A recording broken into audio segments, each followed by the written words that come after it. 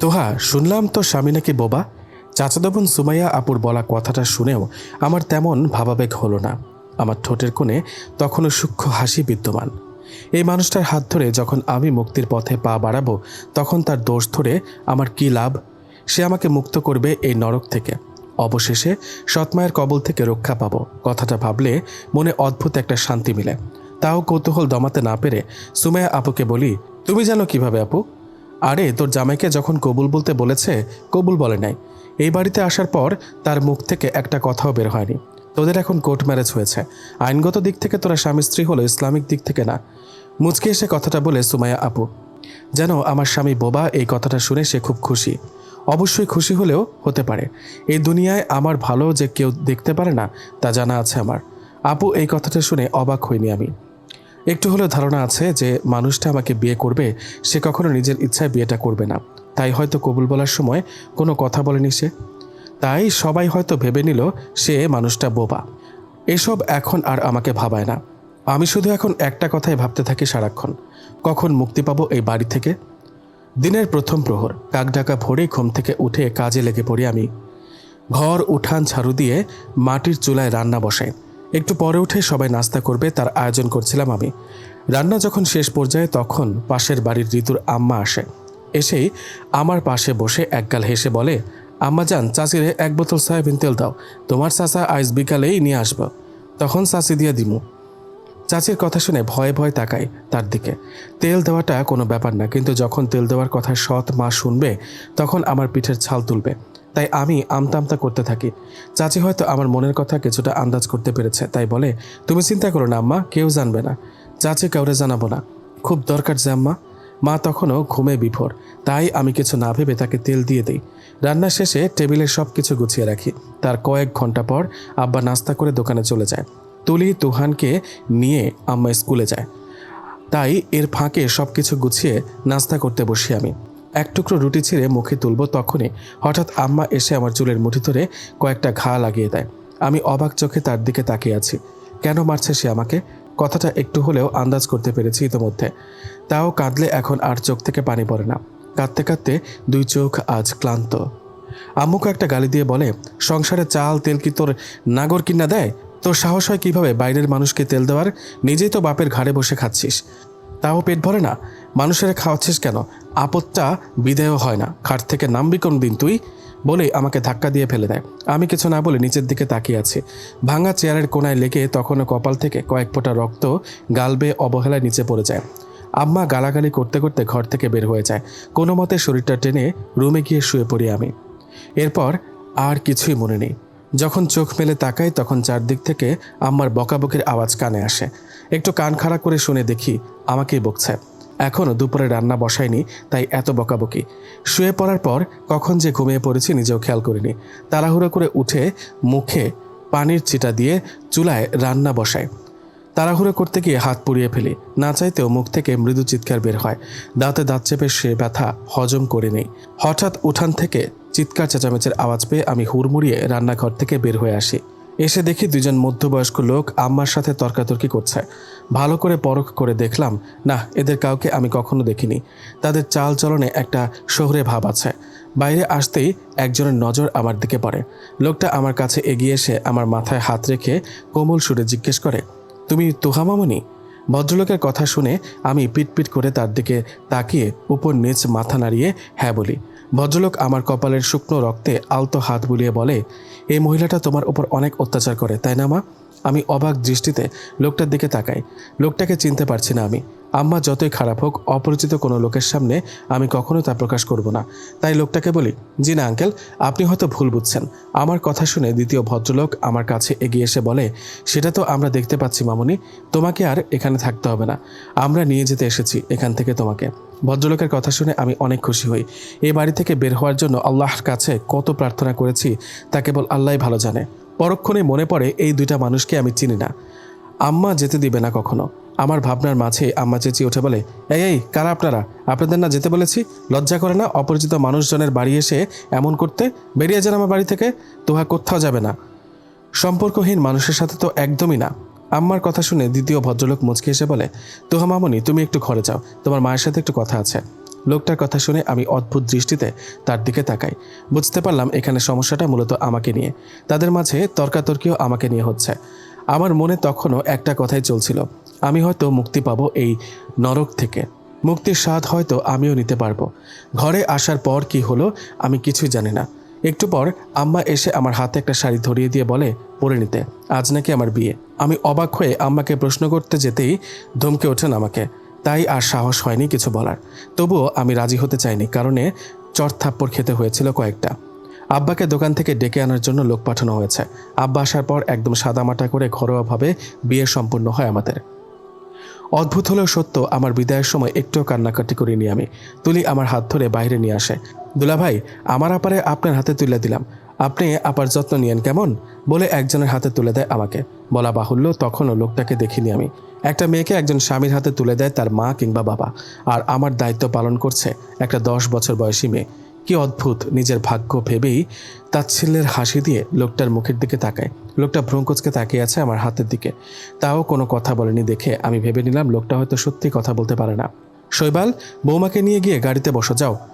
শৈবাল নামটা 2 বার মনে মনে আওড়ে নিলাম আমি। দ্বিতীয় ভদ্রলোক কথাটা বলে আমার স্বামী নামক মানুষটাকে। কথাটা শুনে উনি কোনো দিকে না তাকিয়ে আমার হাত ধরে টেনে নিয়ে যায় গাড়ির কাছে। শেষবারের মতো নিজের জন্মস্থানের দিকে তাকিয়ে বুক চিরে একটা দীর্ঘশ্বাস বেরিয়ে আসে। আর হয়তো কখনো ফেরা হবে না নিজ গ্রামে। আমাকে গাড়িতে বসিয়ে শৈবাল আমার পাশের সিটে বসে ভ্রুকুঁচকে বলে, এই মেয়ে, কাঁদছো না কেন তুমি? শৈবালের কথা শুনে চোখ পিটপিট করে তাকাই তার দিকে। লোকটা তাহলে কথাও বলতে পারে? আর বাড়ির সবাই লোকটা কথা বলতে পারে না এই কারণে পৈশাচিক আনন্দ পাচ্ছে ভেবেই মনে মনে কিছুক্ষণ হাসলাম। লোকটা এখনও আমার দিকে ভ্রুকুঁচকে তাকিয়ে আছে। তাই দেখে বললাম, কাঁদবো কেন আমি? ওমা, আজকে না তোমার বিয়ে, সেই হিসেবে তো তোমার কান্না করা উচিত। শৈবালের এই ধরনের কথায় এক মুহূর্তের জন্য আমার মাঝে চঞ্চলতা ফিরে আসে। উৎসুক দৃষ্টিতে তার দিকে তাকিয়ে বলি, আজকে তো আপনারও বিয়ে ছিল, তাহলে আপনি কান্না করছেন না কেন? আমার অদ্ভুত প্রশ্ন শুনে শৈবাল ভ্রু কুঁচকে বিরক্তি প্রকাশ করে বলে, অদ্ভুত তো, আমার বিয়ে তো কি হয়েছে? আমি তো আর বাবার বাড়ি থেকে চলে যাচ্ছি না, বরং বাবার বাড়ি যাচ্ছি। উল্টো দিকে তোমাকে দেখো। লোকটার কথা শুনে বুক চিরে একটা দীর্ঘশ্বাস বেরিয়ে আসে। কিছু না বলে জানালা দিয়ে বাইরে তাকায়। বাবার বাড়িতে যাদের শৈশব ভালো কাটে, যাদের বাবা মা সন্তানদের আদর ভালোবাসা দিয়ে ভরিয়ে রাখে, তারাই আপনজন আপন নীড় ছেড়ে চলে যাওয়ার সময় কান্না করে। অপরদিকে আমি মা হারা মেয়ে। আমার বয়স যখন 4 বছর, তখন বাবা তার প্রাক্তন প্রেমিকাকে বিয়ে করার জন্য ডিভোর্স দেয় মাকে। আমার দাদি নিজে পছন্দ করে বাবাকে বিয়ে করিয়েছিল। ছেলের এমন কাজ দেখে মানুষটা অসুস্থ হয়ে পড়ে, কিন্তু ছেলেকে কোনোভাবেই মানাতে পারেনি বুড়ো মানুষটা। ডিভোর্সের পর মা অনেক আকুতি মিনতি করেছিল আমাকে তার সাথে নেওয়ার জন্য, কিন্তু বাবা আমাকে মায়ের সাথে যেতে দেননি। বরং মা যখন চুরি করে আমার খোঁজ খবর নিত, আমাকে কিছু কিনে দিত, তখন সৎ মায়ের অত্যাচার আমার উপর বেড়ে যেত। এক পর্যায়ে দাদি মায়ের হাত ধরে কান্না করে বলেছিল, রেখা মা, আমার নাতনিটারে ওরা জ্যান্ত মেরে ফেলবো, তুই ওর সাথে দেখা করিস না মা। দেখবি আল্লাহ যদি কখনো চায় তাইলে তোর মাইয়া তোর কাছে ফিরে যাবে। মা সেদিন কাঁদতে কাঁদতে বেরিয়ে গেছে। যাওয়ার সময় অবশ্যই বাবাকে হুমকি দিয়ে গিয়েছিল, আমার মেয়ের যদি পড়ালেখা বা কোনো কিছুতে ত্রুটি হয় তাহলে আমি তোমাকে কখনো ছেড়ে দেব না। আমি চাইলে এখনও তোমাকে জেলে ঢুকাতে পারি, তার অবশ্যই অনেক কারণ আছে। তাই যদি জেলে ঢুকতে না চাও তাহলে আমার মেয়ের পড়ালেখায় যেন কোনো ত্রুটি না হয়। বাবার বর্তমানে যে মুদি দোকানটা আছে তা সে সময় মায়ের টাকা দিয়ে কিনেছিল, তাই মায়ের হুমকিতে ভয় পেয়ে বাবা কখনো আমার পড়ালেখা বন্ধ করেনি। এছাড়া বাকি সব অত্যাচার আমার উপর করেছিল। শেষ যে কোন দিন তাকে বাবা বলে ডেকেছিলাম তাও মনে নেই আমার। এমনও দিন গেছে সারাদিন কাজ করে একবেলা খেতে দিয়েছে আমাকে সৎমা। রাত্রে যখন সবাই মিলে খেতে বসে তখন তাদের পাশে দাঁড় করিয়ে কার কি লাগবে সব কিছু গুছিয়ে এগিয়ে দিতে হয় তাদের। অথচ সেই মেয়েটাই কত রাত যে না খেয়ে ঘুমিয়েছে তার কোনো খোঁজ খবর কেউ রাখেনি।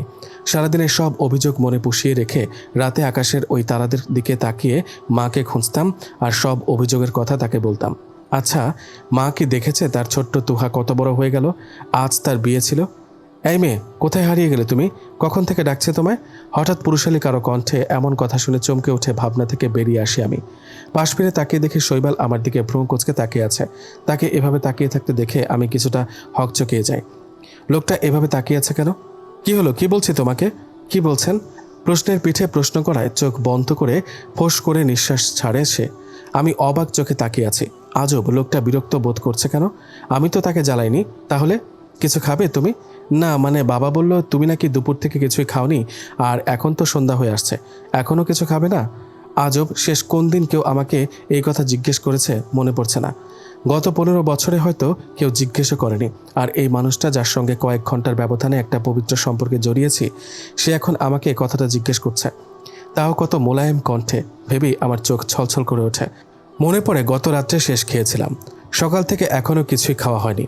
এত কিছুর ভিড়ে খাওয়ার কথা মাথা দিয়ে আসেনি। আমি কিছু না বলে নিচের দিকে তাকিয়ে আছি। শৈবাল ড্রাইভারকে গাড়ি থামাতে বলে একটা হোটেলের সামনে।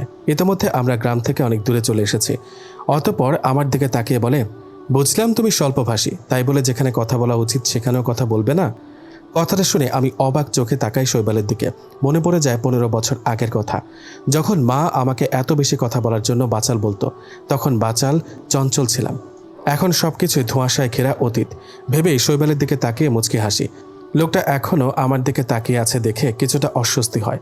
সে হয়তো আমার অস্বস্তি বুঝতে পেরেই তাড়াহুড়ো করে গাড়ি থেকে বের হয়ে যায়। 10 মিনিট পর ফিরে আসে, এক হাতে বিরিয়ানির প্যাকেট আর এক হাতে এক বোতল পানি। আমার দিকে বিরিয়ানির প্যাকেটটা বাড়িয়ে দিয়ে বলে, নাও খেয়ে নাও তাড়াতাড়ি। প্রচুর ক্ষুধা পেয়েছে কারণে কোনো বাক্য ব্যয় না করে তার হাত থেকে প্যাকেটটা নিয়ে খেতে শুরু করি। আর চোখে একবার শৈবালের দিকে তাকিয়ে দেখে সে নিউজ ফিডে স্ক্রল করতে ব্যস্ত। এদিকে তার হুঁশ নেই। খাওয়া শেষ করে সিটে শরীর এলিয়ে দিই। প্রচুর ক্লান্ত লাগছে, অন্যদিকে গা গুলিয়ে আসছে। আমি শৈবালের দিকে তাকিয়ে বলি, আমরা কোথায় যাচ্ছি? শৈবাল আমার দিকে একবার আর চোখে তাকিয়ে আবার ফোনে মনোযোগ দেয়। ছোট্ট করে বলে, শহরে। কতক্ষণ লাগবে যেতে? 4 ঘন্টা। 4 ঘন্টা শুনে আমি আঁতকে উঠি। এত ঘন্টা জার্নি করতে গেলে মরেই যাব হয়তো। গ্রামের বাইরে এত দূর কখনো যায়নি, কিভাবে সম্ভব? 4.5 ঘন্টার পর অবশেষে গন্তব্যে পৌঁছালাম। এর মধ্যে আমার অবস্থা অনেক শোচনীয়। 3 বার বমি করেছি। ক্লান্ত হয়ে সিটে হেলান দিয়ে কখন যে ঘুমিয়ে পড়ি টেরই পাইনি। হঠাৎ গাড়ি থেমে যাওয়ায় ঘুম ভেঙে যায় আমার। সদ্য ঘুম থেকে উঠেই বুঝতে পারিনি আমার অবস্থান বর্তমানে কোথায়। অতঃপর চারপাশে তাকিয়ে দেখি আমার পাশে শৈবাল বসেছিল, যে ইতিমধ্যেই গাড়ি থেকে বের হয়ে গেছে। আমার পাশে এসে গাড়ির ডোর খুলে দেয় দ্বিতীয় ভদ্রলোক, যিনি আমার শ্বশুর। আমার দিকে তাকিয়ে মুচকি হেসে জিজ্ঞেস করে, বেশি খারাপ লাগছে মা? এসো, বের হয়ে এসো। না আঙ্কেল, সারা রাস্তা তো ঘুমিয়ে এসেছি। আমার কথা শুনে শ্বশুর মশাই মুচকি হাসে, আমার হাত ধরে বাইরে নিয়ে আসে। আমরা একটা দোতলা বাড়ির সামনে দাঁড়িয়ে আছি।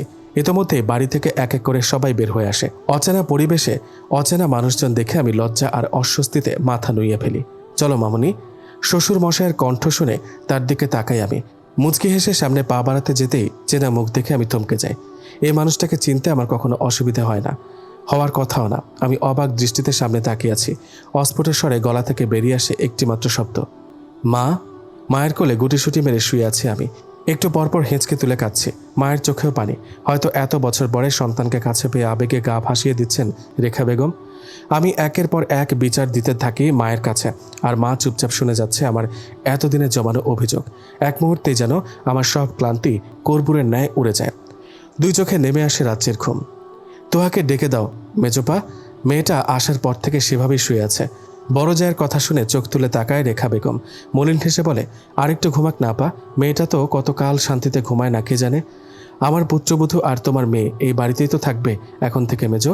এত চিন্তা করছো কেন? কত রাত হয়ে গেল, মেয়েটা এখনও না খেয়ে আছে। সবাই ওর জন্য না খেয়ে বসে আছে। তুমি ওকে তুলে দিয়ে নিজেও খেতে আসো।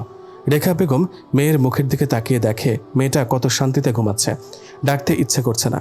তারপরও রেখা বেগম মেয়েকে ঘুম থেকে ওঠানোর জন্য তোহা বলে 2-3 বার ডাকতে আমি হুড়মুড়িয়ে উঠে বসি। আমি এভাবে ওঠায় মাও হয়তো কিছুটা ভ্যাবাচেকা খেয়ে গেছে। তাই আমার গালে হাত রেখে বলল, কি হলো মা, ভয় পাচ্ছিস কেন? মায়ের কথা শুনে পিটপিট করে তাকাই তার দিকে। প্রথমে বুঝে উঠতে পারি না আমার বর্তমান অবস্থান কোথায়।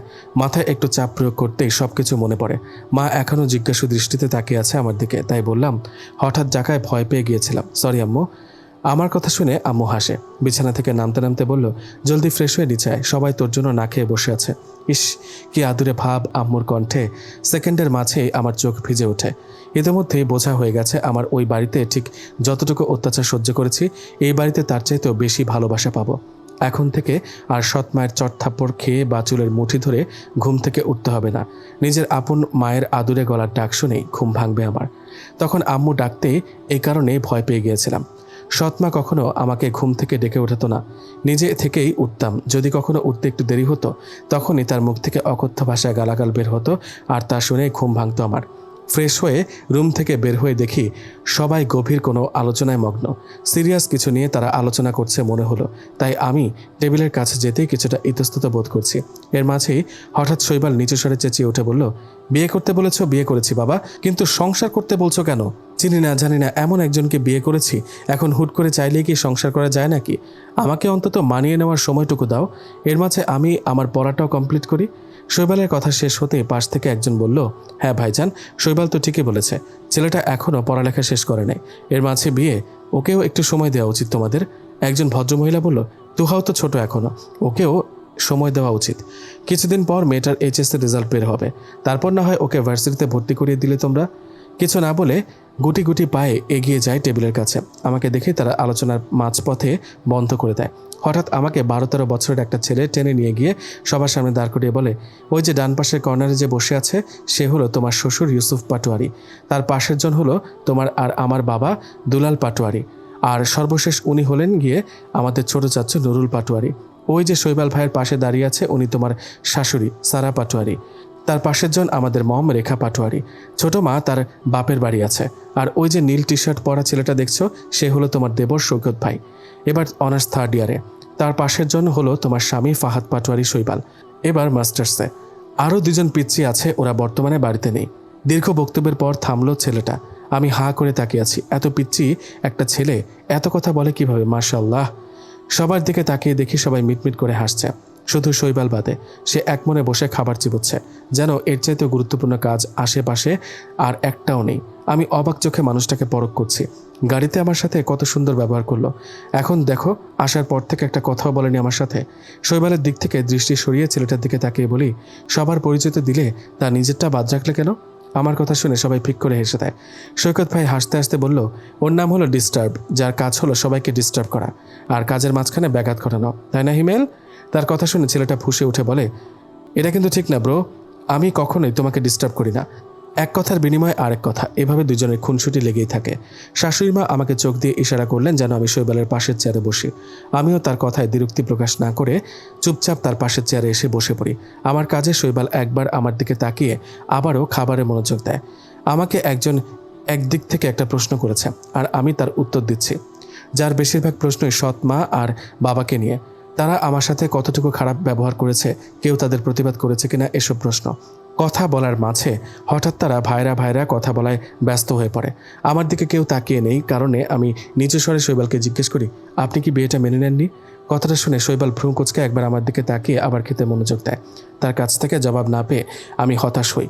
মানুষটা কেমন যেন গিরগিটির ন্যায় পাল্টে গেল হঠাৎ করে। তোহাকে বড় মাছের পিসটা দাও রেখা। হঠাৎ দুলাল পাটোয়ারির কথা শুনে আমি চমকে উঠে তার দিকে তাকাই, আরেকবার নিজের প্লেটে তাকাই। ইতোমধ্যে পুরো প্লেট বিভিন্ন আইটেম দিয়ে ভরে গেছে, তাই ত্বরিত গতিতে তার দিকে তাকিয়ে দুই দিক থেকে মাথা নেড়ে না না করতে বলি, না না আঙ্কেল, আমি আর কিছুই নেব না। আমার কাণ্ডে সবাই হেসে দেয়। ছোট চাচু বলল, কি ব্যাপার বৌমা, নিজের শ্বশুরকেও আঙ্কেল ডাকো, নিজের বাপকেও আঙ্কেল ডাকো, এটা কি ঠিক? আমি কিছু না বলে নিচের দিকে তাকিয়ে থাকি। কী বা বলবো তাকে? শ্বশুরকে বাবা ডাকা বিষয়টা অন্য, কিন্তু নিজের আপন মায়ের দ্বিতীয় স্বামীকে কি করে বাবা বলে রাখবো? আর তাছাড়া সেই মানুষটাই বা কী ভাববে? আমার এত ভাবনার মাঝে হিমেল বলল, তুহাপু, আমি আমার বাবাকে তোমার সাথে শেয়ার করলাম, তুমিও তাকে বাবা বলে ডাকতে পারো। আমি কিন্তু কখনো আমার জিনিস কারোর সাথে শেয়ার করি না, তোমার সাথে করলাম, তোমাকে ভালোবাসি বলে। হিমেলের কথা শুনে আমি হেসে ফেলি। আমার কোনো মেয়ে নেই কথাটা কখনো মানিনি আমি মা। কেউ আমাকে কয় সন্তানের পিতা জিজ্ঞেস করলেই বলতাম আমার এক মেয়ে এক ছেলে। আমি সবসময় মেনে এসেছি আমার একটা ছোট্ট সোনামণি আছে, যাকে সময় হলে নিজের কাছে তুলে নিয়ে আসবো। আর এখন দেখো, সত্যি সত্যি তুলে নিয়ে আসলাম তোমাকে। ওরা তোমাকে আমাদের সাথে দিতে অস্বীকার করার কারণেই তোমাকে বউ হিসেবে এনেছি, নয়তো আমরা কিন্তু তোমাকে মেয়ে হিসেবে নিয়ে আসতে গিয়েছিলাম। যাই হোক, তাতে কি, আমার মেয়ে আমার ঘরে ফিরে এলো। ইস, মানুষটা কত নির্দ্বিধায় বলে দিল আমার মেয়ে, অথচ যার রক্ত আমার শরীরে বইছে সে মানুষটা এখনো অবধি একটিবার আমাকে আমার মেয়ে বলেনি। ওনার কথা শুনে চোখে অশ্রুটা ভিড় জমায়। অতপর অশ্রু লুকানোর জন্য নিজের দিকে তাকিয়ে মনে মনে বেছে নেই নিজের পিতাকে। রক্তের সম্পর্ক দিয়ে কি হবে যদি আত্মার সম্পর্ক না থাকে? খাওয়া শেষে হিমেল আমাকে টেনে নিয়ে আসে, সবার সামনে বলে আসে আমাকে আমার রুমে দেখাতে নিয়ে আসছে। ওর এসব কাজ থেকে আমার প্রচুর হাসি পাচ্ছে, অনেক কষ্টে নিজেকে কন্ট্রোল করছি। এদিকে তার যত আজগবি বকাবকির শেষ নেই। এর মধ্যে জেনেছি ছেলেটা ক্লাস 9-এ পড়ে, এখনও তার একটা গার্লফ্রেন্ডও নাই।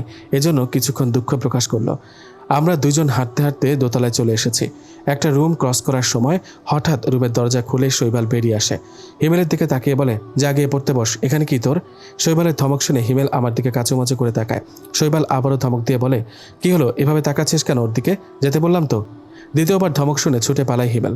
এতক্ষণ কি হলো সবকিছুই আমার মাথার উপর দিয়ে যাচ্ছিল। যখন বোধগম্য হলো তখন আমি তার দিকে তাকিয়ে বলি, এটা কি হলো? ওর সাথে এভাবে কথা বললেন কেন? যাক বাবা, তুমি এত কথা বলতে জানো, এই বা কম কি? এরপর আমার দিকে হালকা ঝুঁকে বলে, বিয়েটা আমি মেনে নিইনি ঠিক, তবে কোনো ব্যাপার না, মানিয়ে নেব এক সময়। রুম জুড়ে পায়চারি করছি আমি, কিছুতেই ঘুম আসছে না। সারাদিন গাড়িতে ঘুমিয়েছিলাম, তারপর এখানে এসেও মায়ের কোলে ঘুমিয়ে পড়েছিলাম, তাই এখন ঘুম আসছে না। কারোর সাথে গল্প করতে পারলে ভালো হতো, কিন্তু কার সাথে গল্প করব? হঠাৎ মাথায় গল্প করার চিন্তায় আসায় আমি হতবাক হয়ে যাই। আমি কারোর সাথে গল্প করতে চাইছি, এটা আদৌ বিশ্বাসযোগ্য? আমি তো সেই মেয়ে ছিলাম যে ভোর 5টা থেকে রাত 10টা পর্যন্ত কাজ করতাম। অপ্রয়োজনীয় কাজগুলো সৎমা আমাকে দিয়ে বারবার করাতো। মাঝে মাঝে মনে হতো আমি এই বাড়ির বেতনভুক্ত কর্মচারী।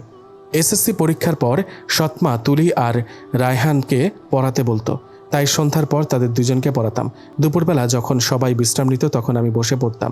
রাত জেগে পড়ালেখা করতে পারতাম না।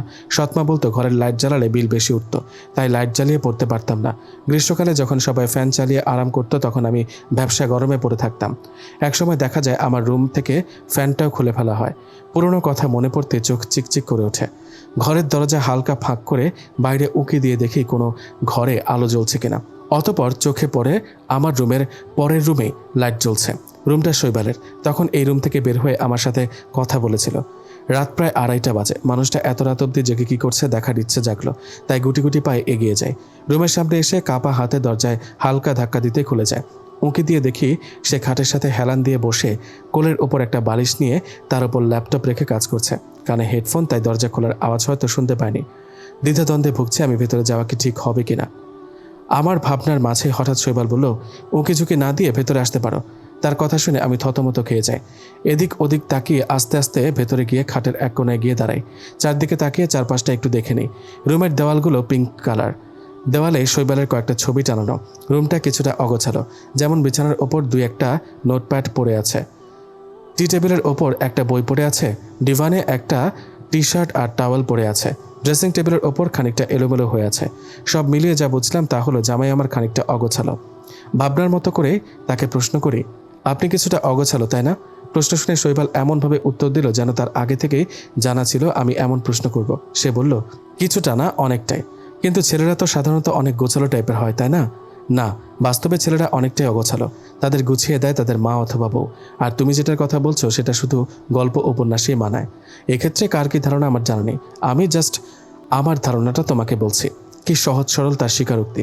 আমি তীক্ষ্ণ দৃষ্টিতে তাকে পরখ করি। গায়ের রং উজ্জ্বল শ্যামবর্ণ, গাল ভর্তি খোঁচা খোঁচা দাড়ি, চুলগুলো প্রয়োজনের থেকেও একটু বড়, যার ফলে চুলগুলোতে চোখ প্রায় ঢেকে গেছে। চোখে চিকন ফ্রেমের চশমা। চুলগুলো বড় হওয়াতেই যেন তার সৌন্দর্য বেড়ে গেছে। এক মনে বসে বসে ল্যাপটপে কাজ করে যাচ্ছে। তার চোখে চশমা দেখে সর্বপ্রথম আমার মনে যে ভাবনাটা এসেছিল তা হলো লোকটা অনেক ব্রিলিয়ান্ট স্টুডেন্ট। আমাকে তার দিকে এভাবে হাঁ করে তাকিয়ে থাকতে দেখে সে বলল, আমাকে দেখা শেষ হলে বসতে পারো, কথা আছে তোমার সাথে। তার প্রথম কথাটা শুনে লজ্জা পেয়ে কিছুটা নড়ে চড়ে উঠি। তারপর শেষ কথাটা শুনে সিরিয়াস হয়ে বসে পড়ি খাটের এক কোণে। কথা বলতে আমাকে প্রস্তুত দেখে শৈবালও কিছুটা নড়ে চড়ে বসে আমার দিকে তাকিয়ে বলে, তুমি তো বেশ সুন্দরী, তোমার পেছনে এলাকার কয়টা ছেলে ঘুরেছে বলো তো? শৈবালের এরূপ কথায় আমি হতভম্ব হয়ে তার দিকে তাকিয়ে থাকি। মানে সিরিয়াসলি? লোকটা এত সিরিয়াস হয়ে এমন একটা কথা বলছে। আমি তো ভেবেছিলাম কত গুরুত্বপূর্ণ কথা বলবে জানি। আমাকে এভাবে তাকাতে দেখে শৈবাল বলে, কি হলো, এভাবে তাকিয়ে আছো কেন বলো? আপনাকে কে বললো আমি সুন্দরী? আজ পর্যন্ত এমন কথা কেউ বলেনি। আপনি বলেছেন কিভাবে? যেভাবে বলা উচিত। মানে মানে সিম্পল। মেজমা চলে আসার পর তুমি নিজের প্রতি অবহেলা শুরু করেছো, যেই অবহেলা থেকে নিজের যত্ন নিতে ভুলে গিয়েছিলে। আর এই অযত্নের কারণে তোমার সৌন্দর্য ঢাকা পড়ে গেছে। নিজের যত্ন নাও, দেখবে নিজেকে চিনতে পারবে না। মুগ্ধ হয়ে তাকিয়ে আছে আমি শৈবালের দিকে। ইস, মানুষটা কি সুন্দর করে কথা বলে। তার মতো একটা ছেলে মডার্ন মেয়েদের ডিজার্ভ করে।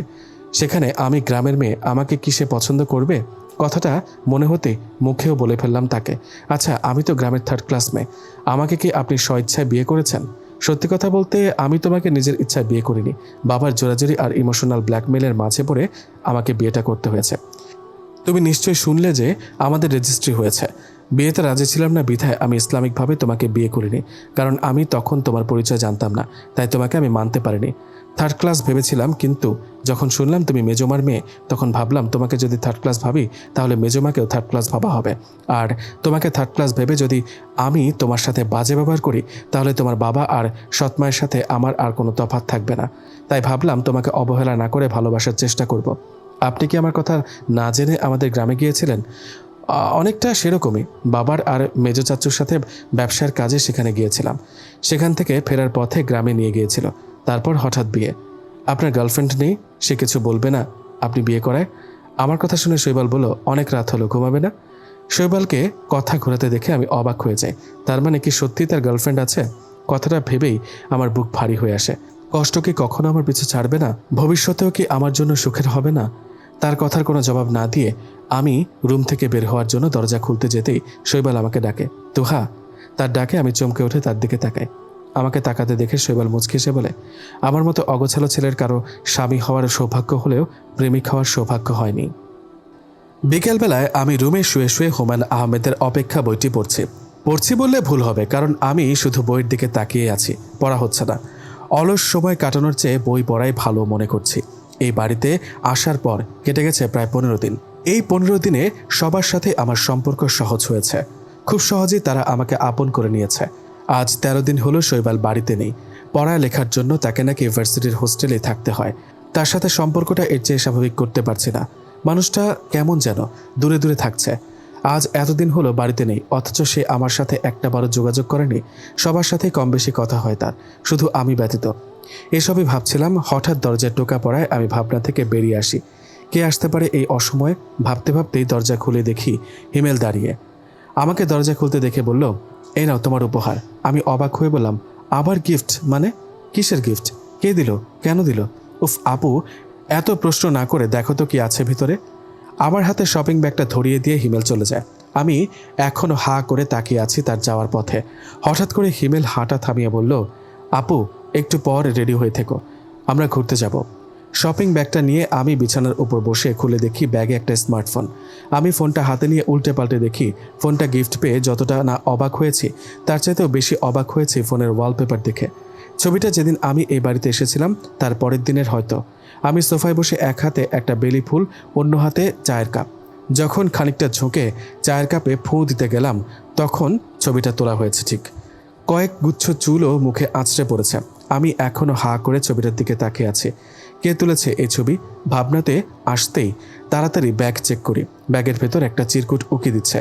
ঝটপট চিরকুটটা হাতে নিয়ে খুলে দেখি গুটি গুটি হাতে লেখা, তোমাকে কি বলে সম্বোধন করব জানা নেই। সম্বোধন করার মতো সম্পর্ক গড়ে ওঠেনি এখন আমাদের মাঝে, তাই সম্বোধন করা বাদেই লিখছি, যত ব্যস্ত সময় কাটানোর কাটিয়ে নাও পরিবারের সাথে। আমার একটা পরীক্ষা ছিল, তাই হঠাৎ চলে আসতে হলো। মন খারাপ করো না, আর এই ফোনটা নিজের কাছে রাখো, প্রয়োজন হতে পারে তোমার। অগোছালো ছেলেটা। পুরো চিরকুটে এতটুকুই লেখা। মনে মনে 14 বার পড়লাম চিরকুটটা। 15 বার পড়ার সময় দ্বিতীয়বারের মতো দরজায় পুনরায় নক করে কেউ। দরজার দিকে তাকিয়ে দেখি হিমেল দাঁড়িয়ে আছে। আমাকে তাকাতে দেখে ভেতরে আস্তে আস্তে বলে, আপু তুমি এখনো রেডি হওনি? আমরা বের হব কখন? কোথায় যাব আমরা হিমেল? কোনো গন্তব্য নাই আজ, শুধু গন্তব্যহীনভাবে ঘুরবো। চলো চলো তাড়াতাড়ি রেডি হয়ে নাও। কথা না বাড়িয়ে আমি একটা মেরুন কালারের 3 পিস পরে চুলগুলো বেনি করে গিয়ে হিমেলের সামনে দাঁড়াতে সে বলল, চলো চলো দেরি হয়ে যাচ্ছে আমাদের। বিছানায় উপর হয়ে শুয়ে আছে শৈবাল। তার পাশে বসে আছে তানিম আর নুহাস। দুজনেই শৈবালের খুব কাছের বন্ধু। দুজনেই গভীর চিন্তায় মগ্ন আছে। একটু পর নুহাস শৈবালকে ধাক্কা দিয়ে বলে, শৈবাল বলেছি তো দিয়া পিচ্চি ভাবিকে পড়াতে পারবে। শৈবাল বিরক্তির নিঃশ্বাস ফেলে বলল, আমিও বলেছি দিয়া বাদে অন্য কাউকে চয়েস কর। কিন্তু দিয়াতে কি সমস্যা? অনেক সমস্যা, তুই বুঝবি না। দিয়া। নুহাসকে কথা শেষ করতে না দিয়ে তানিম ধমক দিয়ে বলে উঠল, চুপ, একদম চুপ। আর শৈবাল তোকে বলছি, মেয়েটার এখনো এইচএসসি রেজাল্টই দেয়নি, আর তুই এখনই কোচিং নিয়ে পড়ে আছিস। আর ইয়ার বুঝতে পারছিস না কেন? কালকেও রেজাল্ট দিবে, তাহলে সেটা নিয়ে চিন্তা কর। আপাতত কোচিংয়ের চিন্তা বাদ দে, আগে আমাদের তোর বিয়ের ট্রিট দে। আফটার অল পছন্দের মানুষের সাথে বিয়ে হয়েছে বলে কথা।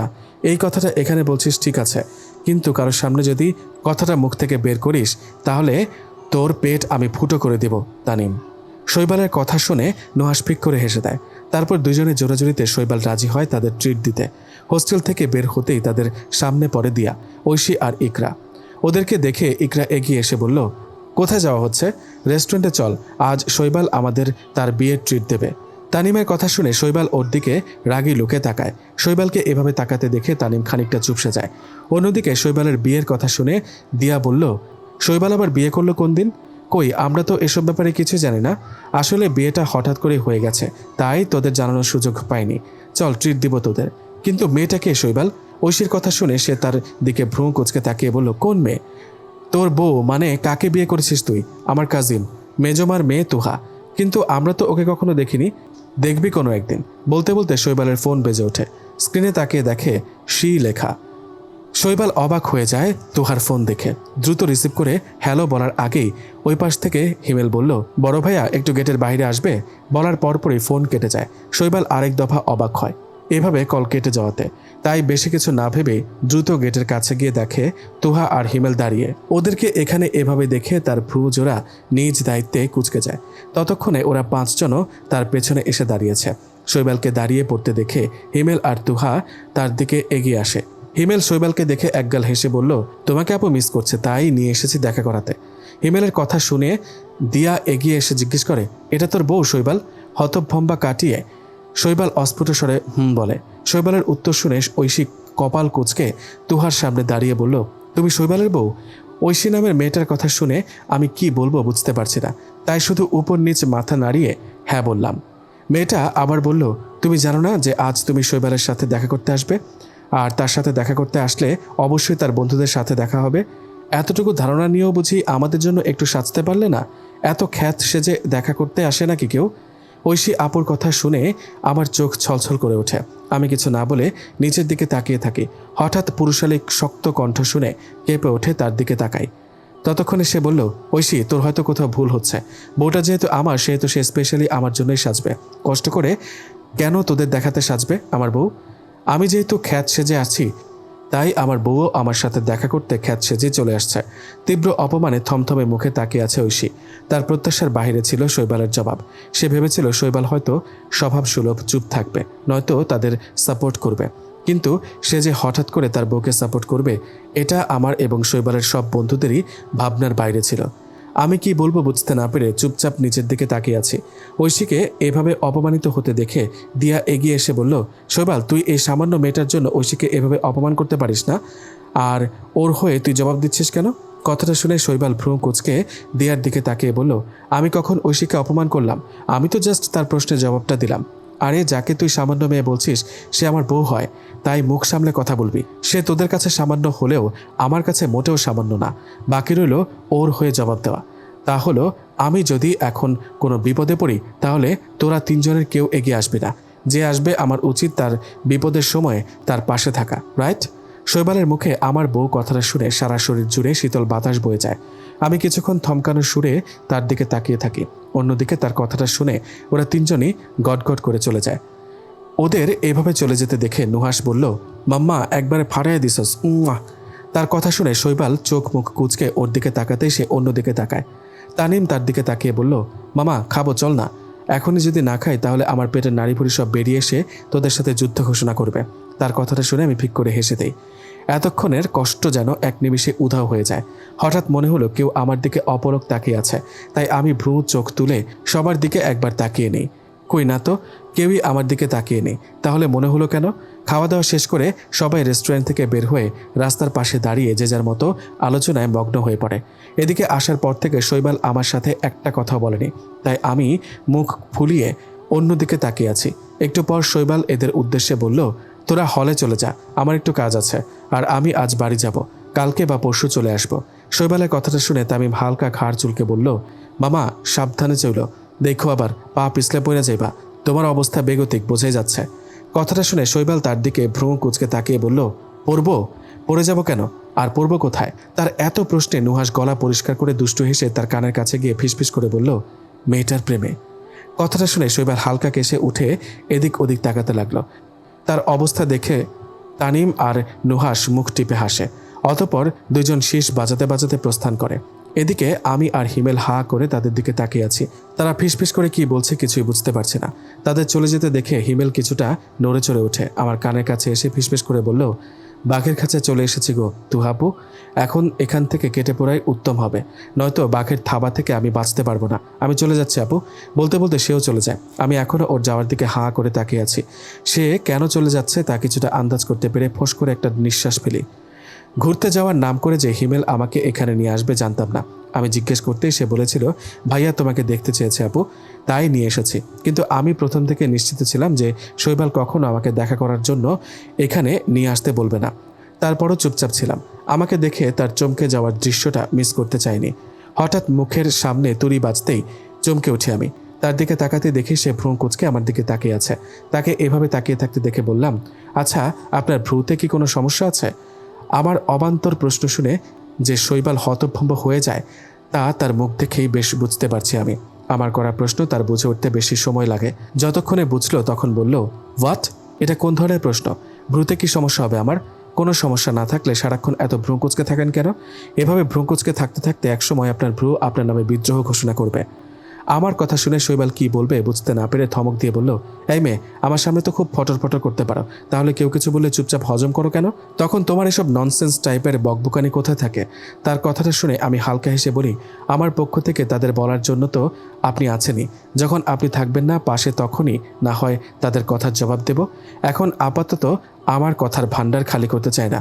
খালি করলে আপনার সামনে ননসেন্স টাইপের বকবক করব কিভাবে? আমার কথাটা শুনে শৈবাল অবাক দৃষ্টিতে তাকিয়ে থাকে। সে মনে মনে ভাবতে থাকে, এ কি সেই তুহা যে প্রয়োজনের সময়ও কথা বলতো না? মাত্র কয়েকদিনের ব্যবধানে মেয়েটা কত পরিবর্তন হয়ে গেল ভাবতে সে মনে মনে একটা স্বস্তির শ্বাস ফেলে। সে ভেবেছিল অসুস্থ পরিবেশে থেকে থেকে মেয়েটা হয়তো মানসিকভাবেই অসুস্থ হয়ে পড়েছে, হয়তো অনেক সময় লাগবে তার স্বাভাবিক জীবনে ফিরে আসতে, কিন্তু এত তাড়াতাড়ি যে আসবে ভাবেনি। একেই হয়তো বলে মায়ের সংস্পর্শে আসলে পাগলও শান্ত হয়ে যায়। সেখানে তুহা তো একজন সুস্থ মানুষ। আমাকে নিয়ে শৈবাল একটা স্বর্ণকারের দোকানে আসে। দোকানে এসে সে দোকানিকে বলল, দাদা ছোট পাথরের নাকফুল বের করেন।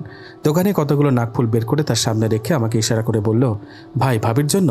উত্তরে শৈবাল শুধু উপর নিচ মাথা নেড়ে হ্যাঁ বলে। দোকানি তখন তার হাতে একটা ছোট নাকফুল দিয়ে বলল, আপনি চাইলে এটা নিতে পারেন, ভাবিকে বেশ মানাবে এটায়। শৈবাল নাকফুলটা তার হাত থেকে নিয়ে রাখতে রাখতে বলল, না দাদা, এটা সুন্দর না, অথচ এক পাথরের নিখুঁত ডিজাইনের নাকফুলটা আমার অনেক পছন্দ হয়েছে। কিন্তু সাহস করে বলতে পারিনি তাকে। সে আরেকটা নাকফুল হাতে নিয়ে আমার সামনে এসে দাঁড়িয়ে আগের নাকফুলটা খুলে যত্ন সহকারে হাতেরটা পরিয়ে দিয়ে মুচকে এসে বলল, নাও পারফেক্ট। শৈবালের এক একটা পরিবর্তনে আমি অবাক হয়ে যাই। সে আমাকে নিয়ে ভাবতে শুরু করেছে। আমার সব প্রয়োজন মুখ ফুটে বলার আগেই সে বুঝে যায়। মানুষটা কি সারা জীবন এমন থাকবে, নাকি তার মোহ কেটে যাওয়ার পর সে সব ভুলে যাবে, সব কিছু?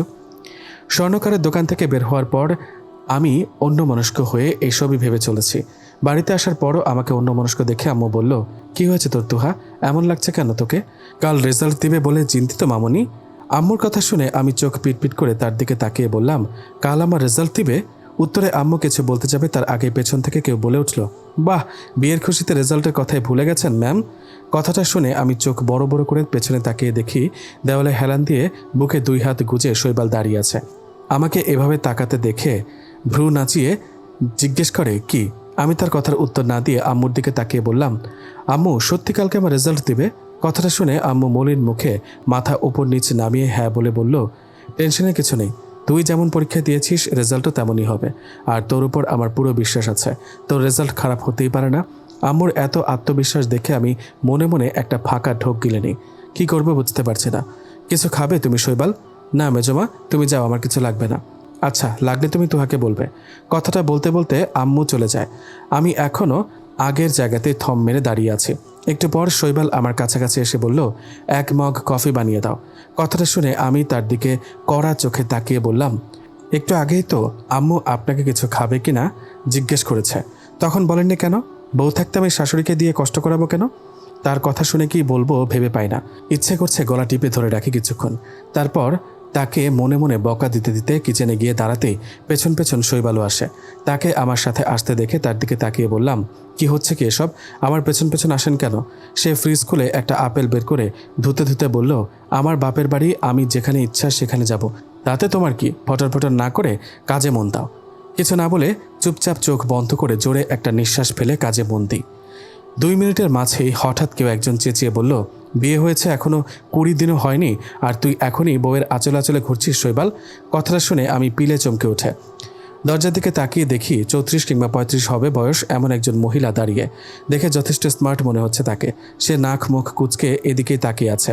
তাকে এগিয়ে আসতে দেখে শৈবাল কিচেন থেকে বের হয়ে তার সামনে গিয়ে দাঁড়িয়ে ভ্রু কুচকে জিজ্ঞেস করলো, কি হয়েছে ছোটো মা, চেঁচাচ্ছ কেন?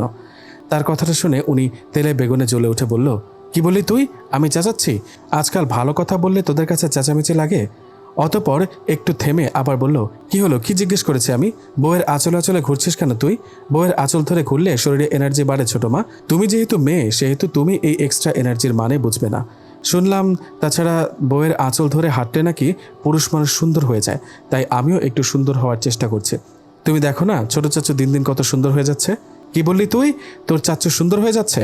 প্রশ্ন শুনে শৈবাল প্যান্টের পকেটে হাত ঢুকিয়ে আয়েশ করে বলল, কিন্তু আমি তো এতদিন বাড়ি ছিলাম না, তাহলে সে কার আঁচল ধরে হেঁটে হেঁটে সুন্দর হচ্ছে? আবার আরেকটা বিয়ে করেনি তো তোর চাচ্চু? দাঁড়া দেখাচ্ছি মজা। কথাটা বলতে বলতে উনি চলে যায় উপরে। এতক্ষণের শৈবালের সব কথা মাথার উপর দিয়ে যাচ্ছিল আমার। লোকটা কি পাগল টাগল হয়ে গেল নাকি? কি আবল তাবল বকছে। আমার ভাবনার মাঝেই সে এসে আমার হাত থেকে কফির মগ নিয়ে গান গাইতে গাইতে উপরে চলে যায়। এদিকে আমি শুধু অবাকের ওপর অবাক হচ্ছি। যথারীতি সকাল 11:30 বাজে। পুরো রুম জুড়ে পায়চারি করছি আমি। কোনো কিছুতেই শান্তি পাচ্ছি না। টেনশনে মাথার রগগুলো টনটন করে ওঠে। আর আধ ঘন্টা পরে রেজাল্ট পাবলিশড হবে ভাবলেই হাত পা ঠান্ডা হয়ে যায়। শরীরের তাপমাত্রাও বৃদ্ধি পাচ্ছে। একটু পরপরই শাশুড়ি মা নয়তো আম্মু দরজায় টোকা দিয়ে খেতে ডাকে। সকাল থেকে এখনও অবধি নাস্তাটাও করিনি। গলা দিয়ে সামান্য পানিও নামতে যাচ্ছে না। আবার দরজায় নক করতেই বিরক্তি মুখে বলে উঠি, আম্মু আমি খাবো না, বললাম না? ভালো লাগছে না আমার। কথাটা বলার পরও ওই পাশ থেকে কোনো উত্তর আসে না। দেখে আমি নিশ্চিন্ত হয়ে খাটে বসতে যেতেই ওই পাশ থেকে নরম কণ্ঠে আমার নাম ধরে ডাকে। কণ্ঠটা আমার খুব চেনা। এই মানুষটার ডাক কখনো আমি অগ্রাহ্য করতে পারি না। তাই গুটি গুটি পায়ে এগিয়ে গিয়ে দরজা খুলে দিতেই দেখি আব্বু দাঁড়িয়ে আছে। আমাকে দরজা খুলতে দেখে সে বিশ্বজয় করার মতো একটা হাসি দিয়ে বলল, এই তো আমার আম্মাজান দরজা খুলেছে, আসেন আম্মাজান, আপনার জন্য খাবারেরা অপেক্ষা করছে। কত সুন্দর করে কথা বলেন উনি, শুনলেই মনে একটা প্রশান্তির বাতাস বয়ে যায়। আমি তার কথা শুনে মুচকি হেসে বাইরে বের হই। সিঁড়ি দিয়ে নামতে নামতে দেখি শৈবাল একটা সিঙ্গেল সোফায় বসে আছে। তার কোলে ল্যাপটপ, তার ঠিক পেছনেই হিমেল দাঁড়িয়ে। তার হাতে একটা কাগজ ওঁকে দিচ্ছে। ভালো করে তাকিয়ে দেখি সেটা আমার অ্যাডমিট কার্ড। তার ঠিক বিপরীত পাশে সোফায় সৈকত ভাই, বড় ভাইয়া আর ছোট বাবা বসে আছেন। এদের এত আয়োজন করে আমার রেজাল্ট দেখতে বসতে দেখে আমার গলা শুকিয়ে আসে। আমাকে নামতে দেখে ছোট মা বলল, এত ন্যাকামি করছো কেন মেয়ে? মনে হচ্ছে সারা বাংলাদেশে একমাত্র তোমারই রেজাল্ট দিচ্ছে। তার কথাটা শুনে শাশুড়ির মা রান্নাঘর থেকে থমকে ওঠে তাকে, যার ফলে সে চুপ হয়ে যায়।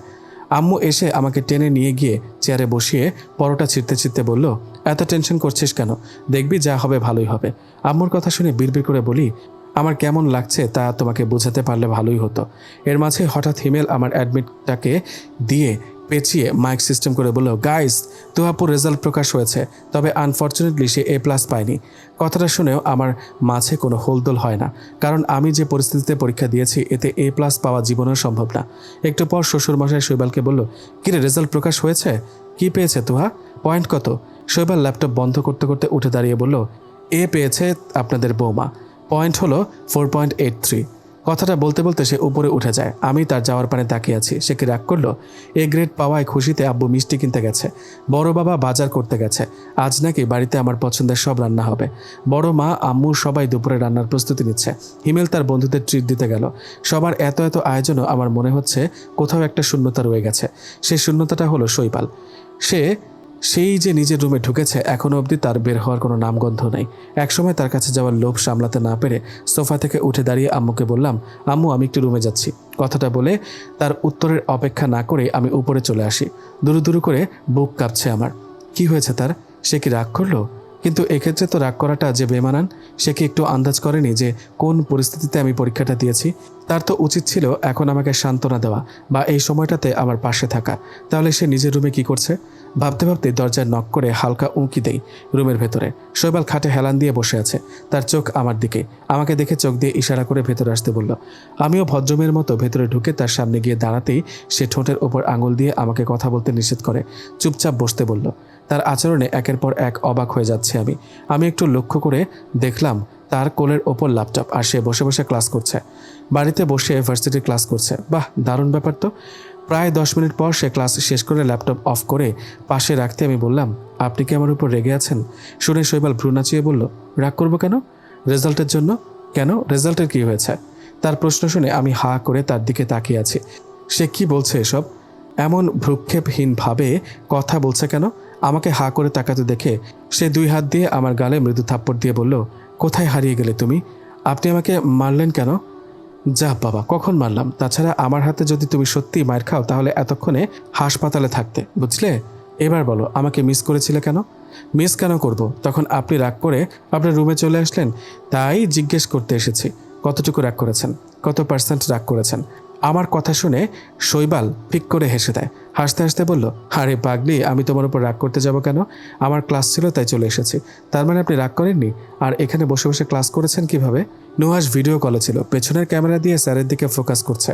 ক্লাসটা খুব ইম্পর্ট্যান্ট ছিল, তাই এভাবেই করতে হলো। আর তোমার রেজাল্ট যথেষ্ট ভালো হয়েছে বলে আমি মনে করি। অমন একটা অসুস্থ পরিবেশে মানুষ বেঁচে থাকতেই পারে না। সেখানে তুমি তো তোমার পড়ালেখা বাদ দাওনি। কত স্ট্রাগল করতে হয়েছে তা একটু হলেও অনুভব করতে পারি, তাই রাগ করিনি। আর তাছাড়া রাগ করবই বা কেন?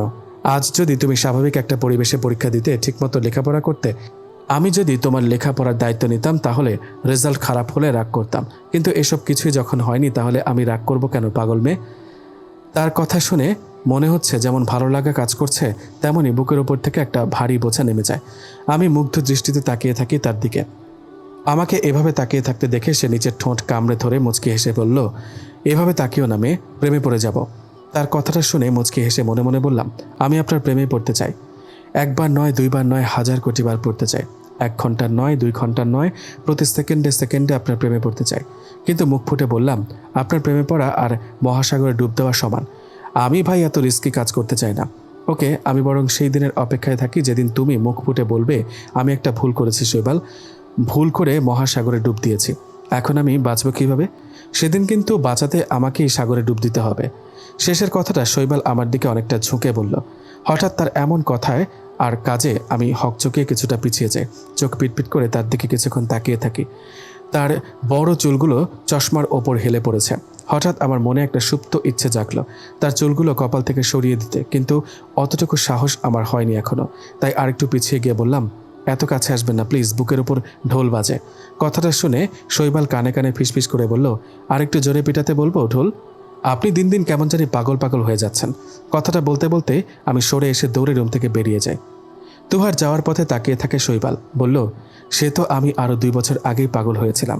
ওই সময় অপ্রকাশিত ছিল, এখন তোমার কাছে প্রকাশিত হলো। শৈবাল আমাকে একটা কোচিংয়ে ভর্তি করিয়ে প্রয়োজনীয় সব কিছু কিনে দিয়ে সেই যে গেল, আজ 1 মাস হতে চলল, আর কোনো খোঁজ খবর নেই তার। এর মাঝে আমাকে থ্রেট দিয়েছিল পাবলিক ভার্সিটিতে চান্স পেতে হবে, তাই সেভাবেই পড়ালেখা শুরু করেছি। এই বাড়িতে আমার প্রধান কাজ হলো 3 বেলা খাওয়া, কোচিংয়ে গিয়ে ক্লাস করা, নিয়মিত পড়া আর ঘুমানো। এছাড়া আম্মু, বড় মা কেউই আমাকে কোনো কাজ করতে দেয় না, বরং নিজে থেকে কাজ করতে গেলে 2-3টা রাম ধমক দিয়ে বসিয়ে দেয় আমাকে। তাই কাজ করা বন্ধ করলাম। বর্তমানে আমি পড়তে বসেছি, কিন্তু পড়া হচ্ছে না। শৈবাল আমার সাথে এখনও পর্যন্ত একটাবারও যোগাযোগ করেনি। অবশ্যই আমার কাছে তার নাম্বার আছে, কিন্তু ফোন করতে ভয় লাগে। যদি সে ফোন রিসিভ করে ধমক দেয় তাহলে, বা জিজ্ঞেস করে কেন ফোন করেছি, তখন কি জবাব দিব? সেই ভয়ে তাকে ফোন করা থেকেও বিরত আছি। এখন কিছুতে নিজেকে শান্ত করতে পারছে না। খুব বাজেভাবে তাকে মিস করছি। তার অগোছালো চালচলন, ভ্রু কুঁচকে কথা বলা, সবটাই খুব মিস করছি। আপু চলো আমরা আইসক্রিম খাবো। হিমেলের কথা শুনে আমি চমকে তার দিকে তাকাই। সে আমার সামনে সাহেবি স্টাইলে দাঁড়িয়ে আছে। তার কথাটা বোধগম্য হতেই ভ্রু কুঁচকে আমি বললাম, এই শীতে আইসক্রিম? জীবনে ইউনিক হতে শিখো আপু। ইউনিক? শেষের কথাটা সে অনেকটা সুর টেনে বলল। শীতকালে আইসক্রিম খেলেই কি মানুষ ইউনিক হয়ে যায়? আরও কতজন আছে তারাও তো শীত আর গরমকাল বোঝে না আইসক্রিম খাওয়ার সময়। আমি বললাম, তাহলে আমরা তাদের দলে নাই বা যোগ হলাম? কথাটা বলতে বলতে সে আমাকে চেয়ার থেকে টেনে নিয়ে বাইরে যেতে লাগলো। আমারই বার কি করার আছে এই পাগলের পাগলামিতে সায় দেওয়া ছাড়া? তাই কিছু না বলে তার পায়ে পা মিলাতে ব্যস্ত হয়ে যায়। নিচে নামতে মুখোমুখি হই আম্মু, বড় মা আর ছোট মা। তারা বসে খোশ গল্পে মেতে উঠেছেন। আমাদেরকে নিচে নামতে দেখে ছোট মা বলল, কিছু লাগবে নাকি তোদের? না ছোট মা, আসলে আপুর একটা নোট লাগবে তো, সেটাই নিতে যাচ্ছি আমরা। ইমা আপু এই তো বাহিরেই আছে। আর এত গোছালো মিথ্যা দেখে আমি সত্যি নিজেই কনফিউজড হয়ে যাই। আসলে কি সে মিথ্যা বলছে নাকি সত্যি বলছে? ইমা আমার নতুন ফ্রেন্ড, আমরা একই কোচিংয়ে পড়ি। ইমা অনেক চুপচাপ স্বভাবের, আর আমিও কারোর সাথে কথা বলতাম না, তাই সে আমার সাথে বন্ধুত্ব করেছিল। ভালোই জমে উঠেছে আমাদের দুজনের ভাব। হঠাৎ করে কেউ দেখলে বলবেই না যে আমরা নতুন বান্ধবী। যাই হোক, কোনো মতে হিমেল মিথ্যাটা বলে আমাকে টেনে নিয়ে চলে আসে। তারপর শুরু হয় তার সারা দিনে যত কিছু করেছে তার হিসেব। আমি আর হিমেল গল্প করতে করতে অনেক দূরে চলে আসার পর সে বলল, আপু তুমি এখানে দাঁড়াও, আমি আইসক্রিম নিয়ে আসছি। আচ্ছা তাড়াতাড়ি আসবে। সে মাথা দুলিয়ে চলে যায়। হঠাৎ আমার হাতে থাকা মুঠোফোনটা কেঁপে উঠতেই আমি চমকে যাই। স্ক্রিনে তাকিয়ে দেখি ইমা নামটা জলজল করছে। আমি কোনো কিছু না ভেবে ফোন রিসিভ করে কানে নিয়ে বলি, এতক্ষণে তোর আমার কথা মনে পড়লো? সারাদিনে একটাও কল করিসনি, আর আজ কোচিংয়ে আসিসনি কেন? সরি রে, আসলে বড় ভাইয়া খুব অসুস্থ ছিল তাই আসতে পারিনি। তো সেটা বুঝে আমাকে জানানো যায় না? কি হয়েছে তোর ভাইয়ের? গত রাত থেকে প্রচুর জ্বর, আর সারাদিন অনেক ব্যস্ত ছিলাম তাই তোকে জানাতে পারিনি। তারপর বল তোর জামাইয়ের কি খবর? খবর আর কি বলবো, ইমার সাথে কথা বলতে বলতে খেয়ে হারিয়ে ফেলেছে আমি। কখন যে ফুটপাত থেকে রাস্তায় নেমে পড়েছি তা খেয়ালই করিনি। হঠাৎ কোনো কিছুর ধাক্কায় আমি ছিটকে রাস্তার মাঝখানে গিয়ে পড়ি, আর আমার পায়ের ওপর দিয়ে রিকশার চাকা উঠে যায়। যেটা ধাক্কা খেয়েছি সেটা হলো একটা সিএনজি। ঘটনার আকস্মিকতায় আমি হতভম্ব হয়ে যাই। অতঃপর পায়ের উপর দিয়ে চাকা যেতেই অনেক জোরে চিৎকার করে উঠি। 1 মিনিটের মাঝে আমার চারদিকে ভিড় জমে যায়। আমি আশেপাশে অসহায়ের মতো তাকাচ্ছি একটা চেনা মুখ দেখার আশায়, কিন্তু এখানকার কাউকে আমি চিনতে পারছি না। চারদিক থেকে এক একজনের এক এক কথা ভেসে আসছে। আমি চোখ বন্ধ করে পায়ে হাত দিয়ে বসে আছি, চোখ দিয়ে টপ টপ করে পানি পড়ছে। হঠাৎ ভিড় ঠেলে হিমেল ভেতরে এসে আমাকে এক হাত দিয়ে জড়িয়ে ধরে অন্য হাতে গাল ধরে জিজ্ঞেস করে, আপু, এই তো আপু, তুমি ঠিক আছো? কোথায় ব্যথা পেয়েছো তুমি? দেখি বলো না আপু, কোথায় ব্যথা পেয়েছো? খুব বেশি জোরে লেগেছে তোমার? চিন্তা করো না আপু, আমি এক্ষুনি তোমাকে নিয়ে যাচ্ছি এখান থেকে। মামা প্লিজ একটু হেল্প করেন না আপুকে তুলতে। হিমেলের ব্যাকুল স্বর শুনে আমি তার দিকে তাকিয়ে মলিন হাসি। 14 বছরের ছেলেটা মনে হচ্ছে হঠাৎ করে কত বড় হয়ে গেল। তার কথা শুনে পাশ থেকে একজন এগিয়ে এসে বলল, বাবজান চলেন, আমার রিক্সা দিয়ে আপনি করে একখান ক্লিনিকে পৌঁছায় দিয়ে আসি। বলতে বলতে লোকটা আর হিমেল আমাকে তুলে দাঁড় করায়। আমি কোনো মতে হিমেলের গায়ে ঠেস দিয়ে দাঁড়িয়ে আছে। হিমেল অনেক যত্ন করে আমাকে রিকশায় বসিয়ে আমার মাথাটা তার কাঁধে রেখে পকেট থেকে রুমাল বের করে আস্তে আস্তে রক্ত পরিষ্কার করে দেওয়ার চেষ্টা করে। খাটে হেলান দিয়ে শুয়ে আছি আমি, আমার চারপাশে সবাই দাঁড়িয়ে আছে। আম্মু বসে বসে চোখের পানি ফেলছে। বড় মা যত্ন সহকারে আমাকে খাইয়ে দিচ্ছে। ছোট মা একটা বালিশ নিয়ে আমার পায়ের নিচে দিয়ে পাশে বসেই ভালো করে হাত পা আবারও চেক করে অন্য কোথাও আঘাত লেগেছে কিনা। আর আমার সামনেই অন্যরা বিরস মুখে দাঁড়িয়ে আছে। আমি বারবার করে তাদের বলছি আমি ঠিক আছি, তারপরও সবার হা হুতাশ লেগেই আছে। নে ওষুধটা ধর, এটা খেয়ে এখন ঘুমাবি। আর কোনো কথা শুনতে চাইছি না আমি। বড় মা বলল। আমি মাথা নাড়িয়ে হ্যাঁ বলে ওষুধটা খেয়ে শুয়ে পড়ি। এর মধ্যে আম্মু জেদ করে বসে আছে সে আমার সাথেই ঘুমাবে। আম্মুর কথা শুনে আমিও আর আপত্তি করিনি। সবাই একে একে চলে যায়। আব্বু যাওয়ার আগে আমার মাথায় হাত বুলিয়ে কপালে একটা চুমু এঁকে দিয়ে বলল, তাড়াতাড়ি সুস্থ হয়ে ওঠো, মোটেও ভালো লাগে না তোমাকে এভাবে শুয়ে থাকতে দেখে। তার এত আবেগ ঘন কথা শুনে আমার চোখ আবারও টলমল করে ওঠে। আমি ঠোঁট কামড়ে ধরে অন্যদিকে তাকিয়ে আছি। সে কথাটুকু বলেই প্রস্থান করে। সকালের মিষ্টি রোদ চোখে মুখে আছড়ে পড়তে আমার ঘুম ভেঙে যায়। চোখ বন্ধ করে আড়মোড়া ভাঙতে গিয়ে পায়ে টান আহ করে মৃদু চিৎকার দিয়ে উঠি। এই তুহা, ঠিক আছে তুমি? পায়ে ব্যথা লাগছে বেশি? দেখি কি হয়েছে বলো তো। চোখ খুলে কথার মালিকের দিকে তাকিয়ে আমি যেন আকাশ থেকে পড়ি। আমার মুখের ওপর ঝুঁকে আছে শৈবাল, তার এক হাত আমার গালে। সে বারবার আমাকে জিজ্ঞেস করেই যাচ্ছে একই কথা, আর আমি হাঁ করে তার দিকে তাকিয়ে আছি। তাকে একদমই এখানে আশা করিনি। হঠাৎ তাকে দেখে খুশিতে কেঁদে দেই আমি। কাল রাত থেকে মন কিছুটা ভার ছিল আমার। এই অবস্থাতেও তাকে পাশে না পেয়ে, কিন্তু এখন যখন ঘুম ভাঙার পর তাকে দেখলাম, তাকে আমার খুশির বাঁধ ভেঙে যায়। আমাকে কাঁদতে দেখে সে আরও অস্থির হয়ে ওঠে। খুব যত্ন সহকারে আমাকে উঠিয়ে খাটে হেলান দিয়ে বসিয়ে দিয়ে বলল, একটু কষ্ট করে বসো যান, আমি এক্ষুনি ডাক্তারকে ফোন করছি। খুব বেশি ব্যথা লেগেছে? তার প্রশ্নকে আমি কোনো রকমে অগ্রাহ্য করে উল্টো তাকে প্রশ্ন করি, আপনি কখন এসেছিলেন? আমার প্রশ্ন শুনে সে কিছুক্ষণ আমার দিকে তাকিয়ে বলল, আমি আসছি বলেই সে বেরিয়ে গেল। সে বেরিয়ে যেতেই রুমে আম্মু আসে। তাকে দেখে আমার ঠোঁটের কোণে এক চিলতে হাসি জমে। কাল সারা রাত সে আমার পাশে ছিল। সে নিশ্চয় জানে শৈবাল কখন এসেছিল। যেই ভাবা সেই কাজ। আম্মু আমাকে কিছু বলার পূর্বেই আমি তাকে প্রশ্ন করলাম, আম্মু উনি কখন এসেছিল? কাল রাত্রে আসছে 1:30টার দিকে। মধ্যরাত থেকে তোর প্রচুর জ্বর উঠেছিল। আমি কি করব ভাবতে ভাবতে শৈবাল হাজির হয়। তারপর সেই তোর সারা রাত সেবা যত্ন করে জ্বর নামিয়েছিল। আমাকে রুমে চলে যেতে বলার পর কোনো উপায় না পেয়ে চলে গিয়েছিলাম আমি। ভোর রাত্রে নাকি তোর জ্বর কমেছিল। সারা রাত ছেলেটা একদণ্ড ঘুমাতে পারেনি। আজ 3 দিন হলো শৈবাল বাড়িতে আছে। বড় মায়ের কাছ থেকে শুনলাম সে নাকি আর হলে থাকবে না, এখন থেকে বাড়িতেই থাকবে। আমি অবশ্যই এসব নিয়ে তার সাথে কোনো কথাই বলিনি। সে আমার সাথে প্রয়োজন ব্যতীত কথা বলেনি এই 3 দিনে। আমার আশেপাশে আসলে বা পা ড্রেসিং করতে গেলে তার দিকে করুণ মুখে তাকালেও কাজের কাজ কিছুই হয় না। সে তার মতো ভাব নিয়ে থাকে। এখানে আমার কি দোষ বুঝতে পারছি না আমি। সে কেন আমার উপর রেগে আছে? সত্যি কি রেগে আছে? বেডের উপর বসে গালে হাত দিয়ে এসবই ভাবছি। হঠাৎ পাশে কিছু শব্দ হতেই চমকে উঠি আমি। পাশ ফিরে দেখি শৈবাল বসে আছে ডিভানে। ড্রেসিং টেবিলের ওপর একটা বই শব্দ করে রেখে তারপর সে বসে পড়েছে। আমার কেন জানি মনে হলো সে আমার দৃষ্টি আকর্ষণ করতে শব্দ করে বইটা রেখেছিল। ভেবে নিঃশব্দে হেসে ফেলি আমি।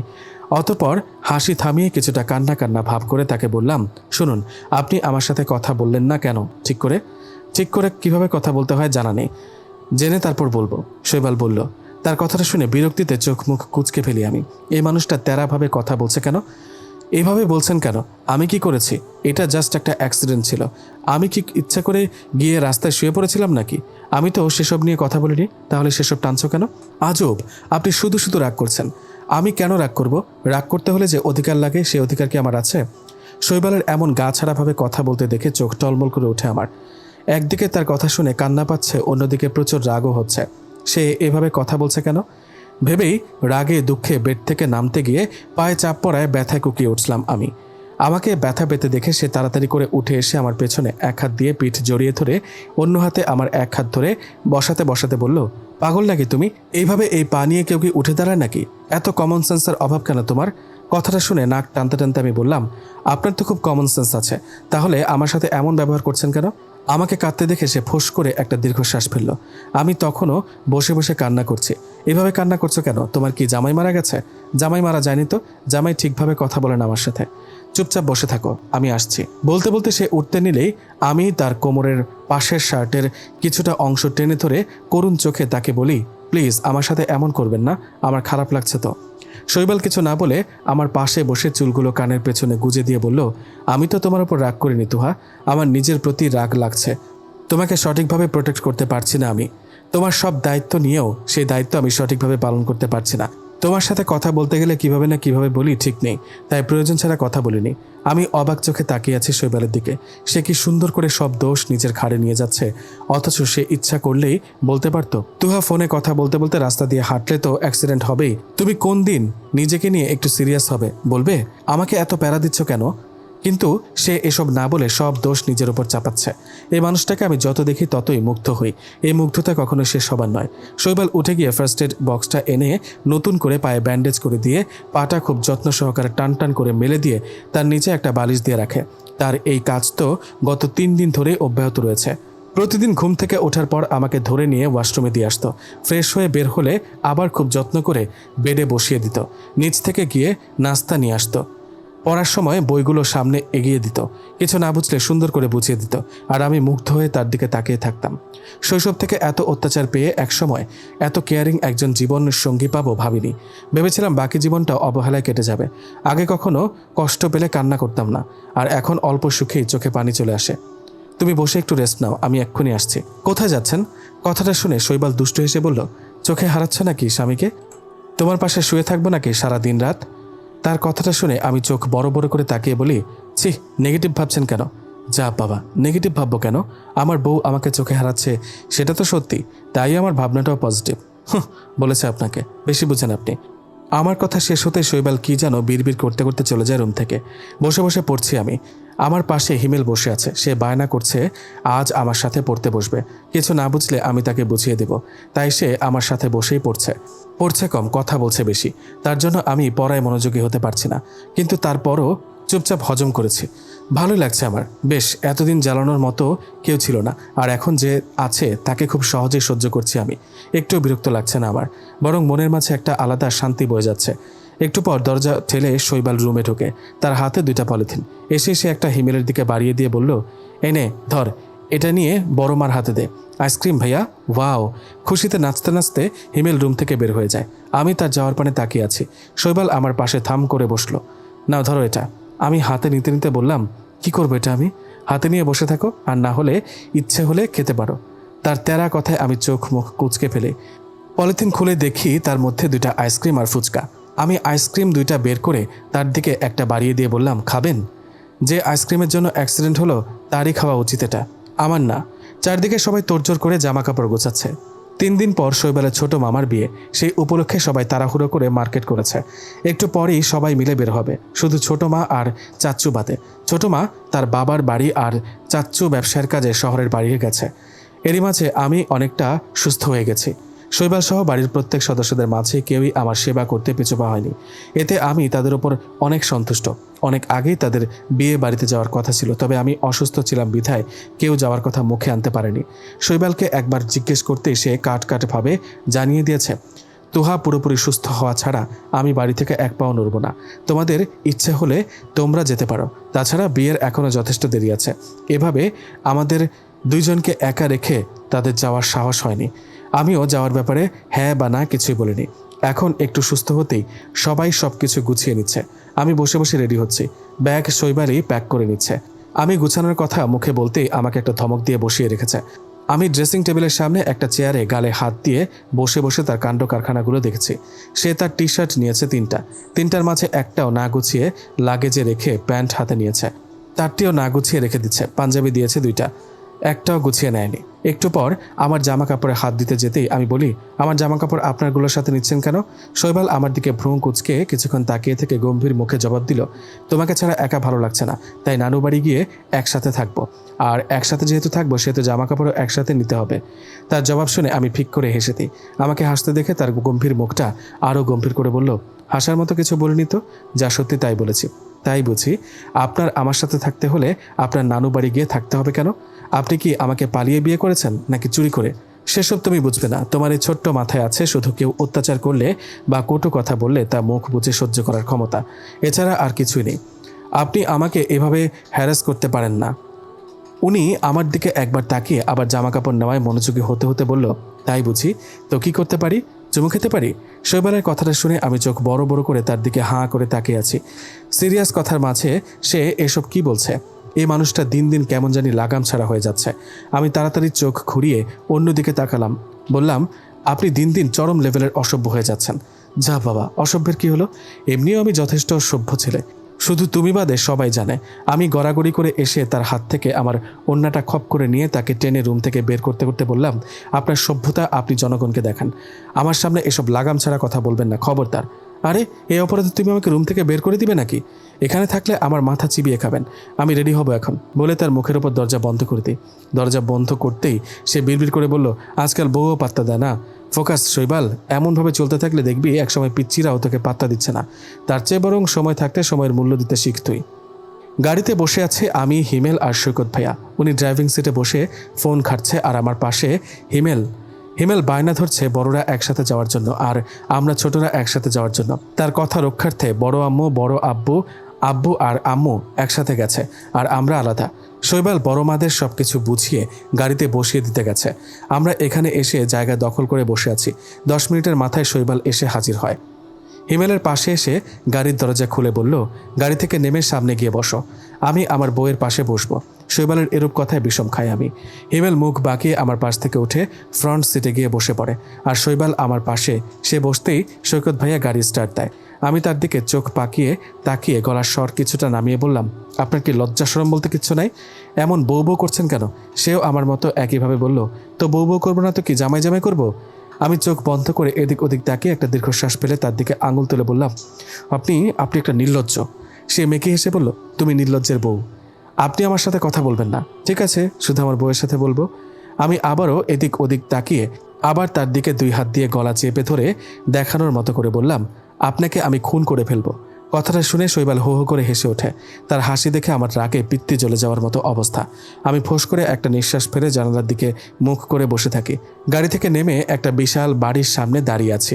আমার এক পাশে সৈকত ভাইয়া, অন্য পাশে শৈবাল। হিমেল গাড়ি থেকে নেমেই দৌড়ে ভেতরে চলে যায়। আমি একবার শৈবালের দিকে তাকাই, আরেকবার সৈকত ভাইয়ার দিকে তাকাই। সৈকত ভাইয়ের দিকে তাকিয়ে দেখি সে আমার দিকে তাকিয়ে মিটমিট করে হাসছে। সব কিছুই হয়েছে এই শৈবালের কারণে। সে আমার সাথে পুরো রাস্তা ঝগড়া করতে করতে আসছে। আমি চুপ করে গেলেও আমাকে খোঁচা দিয়ে বারবার ঝগড়া শুরু করত। সেসব মনে করতেই হয়তো সৈকত ভাইয়া হাসছে।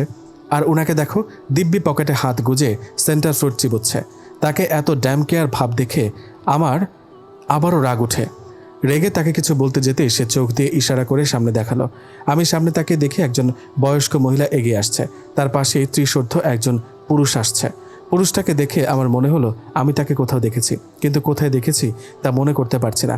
সে আমাদের সামনে এগিয়ে এসে বলল, কেমন আছো তোহা? তোরা কেমন আছিস? আমি লোকটার দিকে হাঁ করে তাকিয়েছি। এই লোকটা আমার নাম জানলো কিভাবে? আমি লোকটার দিকে ড্যাব ড্যাব করে কিছুক্ষণ তাকিয়ে থেকে ভালো আছি বললাম। এখনো মনে করতে পারছি না যে আসলে লোকটাকে কোথায় দেখেছি। সবার সাথে দু একটা কথা বলে ভেতরে যেতে যেতে শৈবালকে বললাম, আচ্ছা, আপনার ছোট মাকে আমি আগে কোথাও দেখেছি কি? উত্তরে সে নিজের ঠোঁট কামড়ে ধরে বলল, আমি কিভাবে জানবো? আমি কি ছোটবেলা থেকে তোমার আঁচলে আঁচলে ঘুরেছে নাকি? তার তেরা জবাবে আমি চোখ মুখ কুচকে তার দিক থেকে মুখ ফিরিয়ে নিয়ে আগে আগে ভেতরে চলে আসি। ভেতর থেকে তার কথা ভেসে আসছে, আরে দাঁড়াও তোহা, তোমার বরটাকে একা ফেলে এভাবে চলে যাচ্ছ কেন? Not fair Toha. তার কথা শুনেও আমলে না নিয়ে আমি আমার মতো করে ভেতরে গিয়ে বড় আম্মুর আঁচল ধরে তার পেছনে দাঁড়িয়ে থাকি। বড় আম্মুরা আমাদের আগেই পৌঁছে গিয়েছিল। চারদিকে তাকিয়ে দেখলাম চেনা অচেনা মিলিয়ে কতগুলো মুখ, যাদের মধ্যে আমাদের বাড়ির সংখ্যা একেবারেই নগণ্য। একটু পর শৈবাল এসে পাশে দাঁড়াতেই সবাই আমাদের দিকে নজর দেয়। শৈবালের আন্টি বলল, বড় আপা, এটা বুঝি আমাদের রেখা আপার আগের সংসারের শয়তানটার মেয়ে? বড় মা মাথা নেড়ে বলল, হ্যাঁ বলতেই আব্বু কিছুটা তেজি স্বরে বলল, আগের সংসারে বলছেন কেন আপা? তুহা মামনি আমারই মেয়ে। বর্তমানে যেহেতু সে আমার কাছে আছে সেহেতু সে আমার মেয়ে। আশা করছি দ্বিতীয়বার ভদ্রভাবে বলবেন। রিমা আপা, ভদ্রভাবে বললেই তো আর মেয়েটার জন্ম পরিচয় মিথ্যা হয়ে যাবে না, তাই না?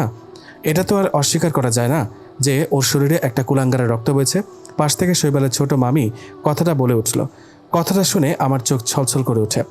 আপনি যত ভালো পরিবেশে থাকুন না কেন, যতই অতীত ভুলতে চাইবেন, এই সমাজ ততই আপনাকে আপনার অতীত মনে করিয়ে দিবে। সমাজের কিছু মানুষ মনে করিয়ে দিবে সেই তিক্ততায় ভরা দিনগুলোর কথা। আপনি ভালো হয়ে কি করবেন যদি সমাজ বারংবার আপনার 14 গোষ্ঠীতে কে খারাপ ছিল তার কথা মনে করিয়ে দেয়? আমার বোঝা হয়ে গেছে আমাকে সব জায়গাতেই এসব জবাবদিহি করতেই হবে। নিচের দিকে তাকিয়ে নীরবতা পালন করছি আর আরেকটা তিক্ত কথার অপেক্ষায় আছে। এর মাঝে হঠাৎ একটা হাত এসে আমাকে এক পাশ থেকে জড়িয়ে ধরে বলল, এর আগে কি পরিচয় ছিল? আগে কার মেয়ে ছিল সেসব এখন ধোঁয়াশা। তার বর্তমান পরিচয় সে ফাহাদ পাটোয়ারির একমাত্র বউ এবং দুলাল পাটোয়ারির একমাত্র মেয়ে। তাকে এখন আর একটাও যদি বাজে কথা বলা হয় তাহলে মেজো চাচু কী করবে জানি না, তবে আমি বড় ছোট কিছু মনে করে ছেড়ে কথা বলবো না কাউকে। কথাটা সবাই মনে রেখো। তারপর একটু থেমে আবার বলল, ওর অতীত নিয়ে যদি কেউ আর একটা প্রশ্ন তুলে তাহলে আমি ঠিক সেই মুহূর্তেই এই বাড়ি থেকে বের হয়ে যেতে বাধ্য হব। আমি শৈবালের মুখের দিকে তাকিয়ে আছি। চোখের পলক ফেলতে মনে হচ্ছে ভুলে গেছি আমি। অন্যদিকে যারা এসব বলছে তাদের মুখ ততক্ষণে চুপসে গেছে। শৈবাল আর কথা না বাড়িয়ে আমাকে এইভাবে ধরেই এক হাতে লাগেজ নিয়ে রুমে চলে আসে। পেছন থেকে একজন বলছে, আহা, তোমরা কি শুরু করলে এসব? ওরা আসতে না আসতে শুরু করেছে তোমরা এসব কি? চুপ করবে তোমরা? কথাটা কে বললো জানি না, তবে তার কথায় মুহূর্তেই হাসি হাসি পরিবেশটা গম্ভীর হয়ে যায়। আমি শৈবালের দিকে তাকিয়ে মিনমিন করে বললাম, আপনি তাদের সাথে এভাবে কথা বলতে গেলেন কেন? তারা তো আপনার বড়, তাই না? সে আমার দিকে রাগে লুকে তাকিয়ে বলল, বউ যদি তাকে করা অপমানগুলো মুখ বুজে সহ্য করে নেয় তাহলে আমাকে তো উত্তর দিতেই হবে, তাই না? বড় হয়েছে বলে কি মাথা কিনে নিয়েছে নাকি যে যা ইচ্ছে তাই বলবে? শৈবাল একটু থেমে রুমে ঢুকতে ঢুকতে বলল, ওদের জন্য মেজমা এই বাড়িতে এসে একটু শান্তি পায় না। কথায় কথায় তাকে আগের সংসারের কথা বলে খোঁটা দেয়। যেখানে আমার দাদা দাদির কোনো সমস্যা ছিল না সেখানে ওদের এত সমস্যা মানায় না। আমি জাস্ট সহ্য করতে পারি না ওদের এসব আচরণের জন্য ওদেরকে। এই কারণে এই বাড়িতে আসতে চাই না আমি। মানুষগুলোকেই সহ্য হয় না। আমি আম্মুর ব্যাপারে কিছু না বলে বললাম, ওনারা আমার ব্যাপারে যা বলেছে তা তো সত্যি, সত্যকে মানতে এত সমস্যা কিসের? সে আমার দিকে রাগী লুক নিয়ে তাকিয়ে বলল, আমাকে রাগিও না তোহা, খুব খারাপ হবে কিন্তু। আমি কিছু না বলে মুখ বাঁকিয়ে তোয়ালে নিয়ে ওয়াশরুমে চলে যায়। সে রাগে ফুঁসতে ফুঁসতে বারান্দায় চলে যায়। ফ্রেশ হয়ে বারান্দায় যেতেই ফুলের গন্ধ নাকে এসে বাড়ি খায়। চারদিকে তাকিয়ে শৈবালকে কোথাও খুঁজে পাইনি। নিচের দিকে তাকিয়ে দেখি রজনীগন্ধা ফুলের বাগান। রজনীগন্ধা ফুল দেখে আনমনে আমার মুখে হাসি খেলে যায়। তড়িঘড়ি করে রুম থেকে বের হয়ে বাগানের দিকে চলে যায়। বাগান গিয়ে আমি মুগ্ধ হয়ে চারদিকে দেখছি। এক পাশে বেলি ফুলের বাগান, অন্য পাশে রজনীগন্ধা ফুলের বাগান। বিস্ময়ে খুশিতে আমি চারদিক দেখছি। পছন্দ হয়েছে ম্যাম? চমকে উঠে পাশে ফিরে দেখি শৈবাল দাঁড়িয়ে। সে পকেটে 2 হাত গুজে, ঠোঁটে মুচকি হাসির রেখা। আমি তার দিক থেকে চোখ ফিরিয়ে আবারও চারদিকে দেখতে থাকি। আমি এখানে আসতে চাইতাম না কখনো, যদিও বা কখনো আসা হতো তখন আমি বেশিরভাগ সময় এখানে কাটাতাম। মাঝে মাঝে মম বলতো, তুই এখানে বিয়ে করে সংসার কর, এখান থেকে তো বের হতে চাইছিস না। তখন এসব শুনে হাসতাম। শৈবালের শেষ কথাটা শুনে আমি হেসে ফেলি। ছাদে বসে আড্ডাতে মেতে আছে বাড়ির জোয়ান সব সদস্য। আম্মু আমাকে কোথাও বের হতে দেয়নি। এক একজন এক এক কথা শোনাবে সে কারণে। শেষে হিমেলের কাছে হার মেনে আমাকে যেতে বলে ছাদে। হিমেল তড়িঘড়ি করে এসে আমার হাত ধরে টেনে বলল, আপু জানো ছাদে সবাই মিলে বসে কত আনন্দ করছে, আর আম্মু তোমাকে তার কাছে জোর করে বসিয়ে রেখেছে। তুমি সব কিছু মিস করছো। এসব আড্ডাতে আমার অত ইন্টারেস্ট নেই। ছোটবেলা থেকে কখনো আমাকে জনবহুল কোনো জায়গায় যেতে দিত না সৎমা। আমাকে কেউ নিতে চাইলে সৎমা তাকে চোখ রাঙিয়ে থামিয়ে দিত আর বলতো এইসব জায়গায় যাওয়ার মতো যোগ্যতা নাকি আমার নেই। আর এখন আমার এমন দিন আসছে যে আমার জন্য তাদের আনন্দ স্থগিত করে রাখে। আমি যেতে পারবো না কারণে তাদের যাওয়া পেছানো হয়। কথাগুলো ভাবতে ভাবতে চোখের কোণে তার ছেলের হাসি ফুটে ওঠে। সৎমাকে চোখে আঙুল দিয়ে আমার এখনকার কাটানো দিনগুলো দেখিয়ে দিতে ইচ্ছে করছে খুব। ওই দেখো শৈবালের বউ চলে আসছে, আসো আসো, এখানে তোমারই কমতি ছিল। বলতে বলতে একটা মেয়ে শৈবালের পাশ থেকে উঠে আমার জন্য জায়গা করে দেয়। আমি কিছু না বলে মুচকি হেসে তার পাশে বসে পড়ি। এতক্ষণ সবাই কোনো একটা বিষয় নিয়ে খুব হাসি ঠাট্টা করছিল। আমি আসতেই সবাই চুপ হয়ে যায়। আমি চারদিকে একবার চোখ ঘুরিয়ে একবার দেখে নিলাম। 5-6টা ছেলে মেয়ে আছে, কম করে হলেও 7-8 জন, যার মধ্যে আমি সৈকত ভাইয়া, হিমেল, শৈবাল আর শৈবালের ছোট মামা ছাড়া কাউকে চিনি না। সবাই যে যার মতো করে হাসি ঠাট্টা করছে। হঠাৎ পাশ থেকে ওই মেয়েটা বলে উঠল, এভাবে নিরামিষভাবে আড্ডা না দিয়ে চলো আমরা কিছু খেলি। বলতে না বলতে সবাই হৈ হৈ করে রাজি হয়ে যায়। শৈবালের বড় মামার ছেলে রাফি বলল, কি খেলা যায় সেটা সাজেস্ট করো। চাচ্চু তুমি করো। শেষে কথাটা ছোট মামাকে ইশারা করে বলল। সেও সাথে সাথে মাথা নেড়ে বলে দিল তার মাথায় কিছু আসছে না। তার পাশ থেকে মিহা নামের একটা মেয়ে বলল, চলো আমরা সবাই দলগতভাবে গানের কলি খেলি, সেটা মজা হবে অনেক। সবাই হাততালি দিয়ে উঠল কথাটা শুনে। তার মানে দাঁড়ায় যে তারা এটাই খেলবে। সৈকত ভাইয়া বলল, কিন্তু এটা খেলবো কি করে? প্রথমে 2 দলে ভাগ হব সবাই, তারপর এক দল একটা অক্ষর দিবে, সেই অক্ষর দিয়ে অপরপক্ষ একটা গান গাইবে, তারপর তারা একটা অক্ষর দিবে, এভাবেই খেলা কন্টিনিউ হবে। যে দল হার মেনে নেবে, মানে গান পারবে না, তখন অপরপক্ষ দলে পয়েন্ট 1 করে পারবে। আমি গালে হাত দিয়ে সবার তামাশা দেখছি। এবার সবাই মিলে দল ভাগ করায় মনোযোগ দেয়। এক দলের লিডার হলো ছোট মামা, অন্য দলে হলো সৈকত ভাইয়া। আমি ছোট মামার দলে পড়ি। আমার সাথে শৈবাল সহ আরও একটা ছেলে রবি আর 3টা মেয়ে তিথি, মিহা আর শিমু পড়ে। ওই দলে হিমেল সহ আরও কয়েকজন পড়ে। দল ভাগ হওয়ার সময় শৈবাল কাট কাট গলায় জানিয়ে দিয়েছে, আমি আমার বইয়ের দলে না পড়লে খেলবো না। কথাটা বলার সাথে সাথে সবাই ও বলে চিৎকার করে উঠল। লজ্জায় আমার ইচ্ছা করছে মাটির সাথে মিশে যেতে। অতপর উপায় না পেয়ে তার হাতে জোরে একটা চিমটি কাটি। সে উফ বলে হালকা চেঁচিয়ে উঠতেই সবাই তার দিকে জিজ্ঞাসু দৃষ্টিতে তাকাতেই সে কিছুটা অপ্রস্তুত হয়ে হালকা হেসে বলল, কিছু না, এমনি একটা মশা কামড়েছে। বলতে বলতে সে আর চোখে আমার দিকে তাকায়। আমি চোখ গরম করে তার দিকে তাকিয়ে আছি। শেষ পর্যন্ত কিনা আমাকে মশা বানিয়ে দিল। অতপর সবাই আবারও হেসে ওঠে। খেলা শুরু হয়েছে 8 ঘন্টা হয়েছে। এর মাঝে আমাদের 4 পয়েন্ট আর তাদের 0 পয়েন্ট। এটা নিয়ে আমাদের দলের সবাই একটু পরপর তাদের খোঁচা দিচ্ছে, আর ওই দলের সবাই মুখ গোমরা করে বসে বসে সব কিছু মুখ বুঝে সহ্য করছে। এখন পর্যন্ত শৈবাল একটা গানও গায়নি। সে যদি কোনো গান না পারে তাহলে তার ওই পাশে বসা ছেলেটাকে বলতো, ছেলেটা গানটা গাইতো। এখনও অবশ্যই আমারও একটা গানও গাইতে হয়নি, সব ওরাই পারে। বেশিরভাগ শিমু, মিহা আর তিথি, এই 3 জন। এর মাঝে আমাদের আরও 1 পয়েন্ট যোগ হয়। এতে ছোট মামা হালকা ঠেস মেরে ওদের বলল, আহারে, কারা জানি বলেছিল এই খেলাতে তারাই জিতবে, কই কচুও তো পারে না। ওই দল থেকে একজন বলে উঠল, তোমাদের পয়েন্ট যতই বাড়ুক না কেন আমরা তোমাদের জিততে দিব না। কেন? আমার পাশে বসা ছেলেটা বলল, তোদের দলের এই টুনি এখনও একটা গানও গায়নি, তাই। আমি হতভম্ব হয়ে তাকিয়ে আছি। আমাদের দলের সবাই বলছে আমাকে গান গাওয়ার জন্য। আমি কি করব উপায় না পেয়ে শৈবালের দিকে তাকাতে সে বলল, তুমি যদি কমফোর্ট ফিল না করো তাহলে গাইতে হবে না, এদের জিততেই হবে এমন কোনো কথা নেই। ছোট মামা বলল, তোর কথাতেই সব হবে নাকি রে শৈবাল? তুহা গান গাইবে আর আমরা জিতবই। শৈবাল কিছু বলতে যেতে আমি তাকে চোখ দিয়ে ইশারা করে কিছু বলতে না করলাম। অতঃপর তাদের দিকে তাকিয়ে বললাম, যে কোনো অক্ষর দিতেই গাইতে পারবো? সবাই হ্যাঁ বলল। আমি কিছু না বলে চোখ বন্ধ করে জোরে একটা নিঃশ্বাস ফেলে গাইতে শুরু করলাম। পাগল হয়ে আছি তোরই কারণ, সাথে করে এনেছি নে এই মন। তোর হাসির ছল, তোর চুলের উথল আমাকে কেড়ে নেয়। তোর চোখের জিল জানি, পেরোনো মুশকিল মানি, তাও পারি না যে এগিয়ে গিয়েছে আমার এই দুটো পা। তোকে একারে দেখার লুকিয়ে কি মজা, সে তো আমি ছাড়া কেউ জানে না। তোকে চাওয়ার আর পাওয়ার নয় রে সোজা, সে তো আমি ছাড়া কেউ জানে না। বাকিটা নিজ দায়িত্বে শুনে নেবেন। ডিনার করে গুটি গুটি পায়ে এসে রুমের দরজার সামনে দাঁড়াই আমি। আমাকে আর শৈবালকে এক রুমে থাকতে দিয়েছে। তার সাথে সারাদিন যতই ঝগড়া করি না কেন, এখন ভয় করছে তার সাথে এক রুমে থাকার কথা শুনে। একবার দরজা খুলতে হাত এগিয়ে নিই তো 10 বার পিছিয়ে আনি। হঠাৎ করে দরজা খুলে যায় রুমের। সামনে বুকে 2 হাত গুজে শৈবাল দাঁড়িয়ে আছে। তাকে এভাবে সামনে দাঁড়িয়ে থাকতে দেখে একটা ফাঁকা ঢোক গিলে বললাম, সামনে থেকে সরুন, আমি ভেতরে যাব। সে ভদ্র ছেলের মতো সামনে থেকে সরে যায়। তাকে এত ভদ্রভাবে সরে যেতে দেখে আমি ভ্রু কুঁচকে তার দিকে তাকাই। সে ভ্রু নাচিয়ে কি জিজ্ঞেস করতেই আমি মাথা নাড়িয়ে না বলে গড়াগড়ি করে রুমে ঢুকে যাই। অতপর কোনো দিকে না তাকিয়ে চুপচাপ বেডে উঠে কম্বল মুড়ি দিয়ে শুয়ে পড়ি। আমাকে এভাবে শুতে দেখে শৈবাল নিঃশব্দে হাসে।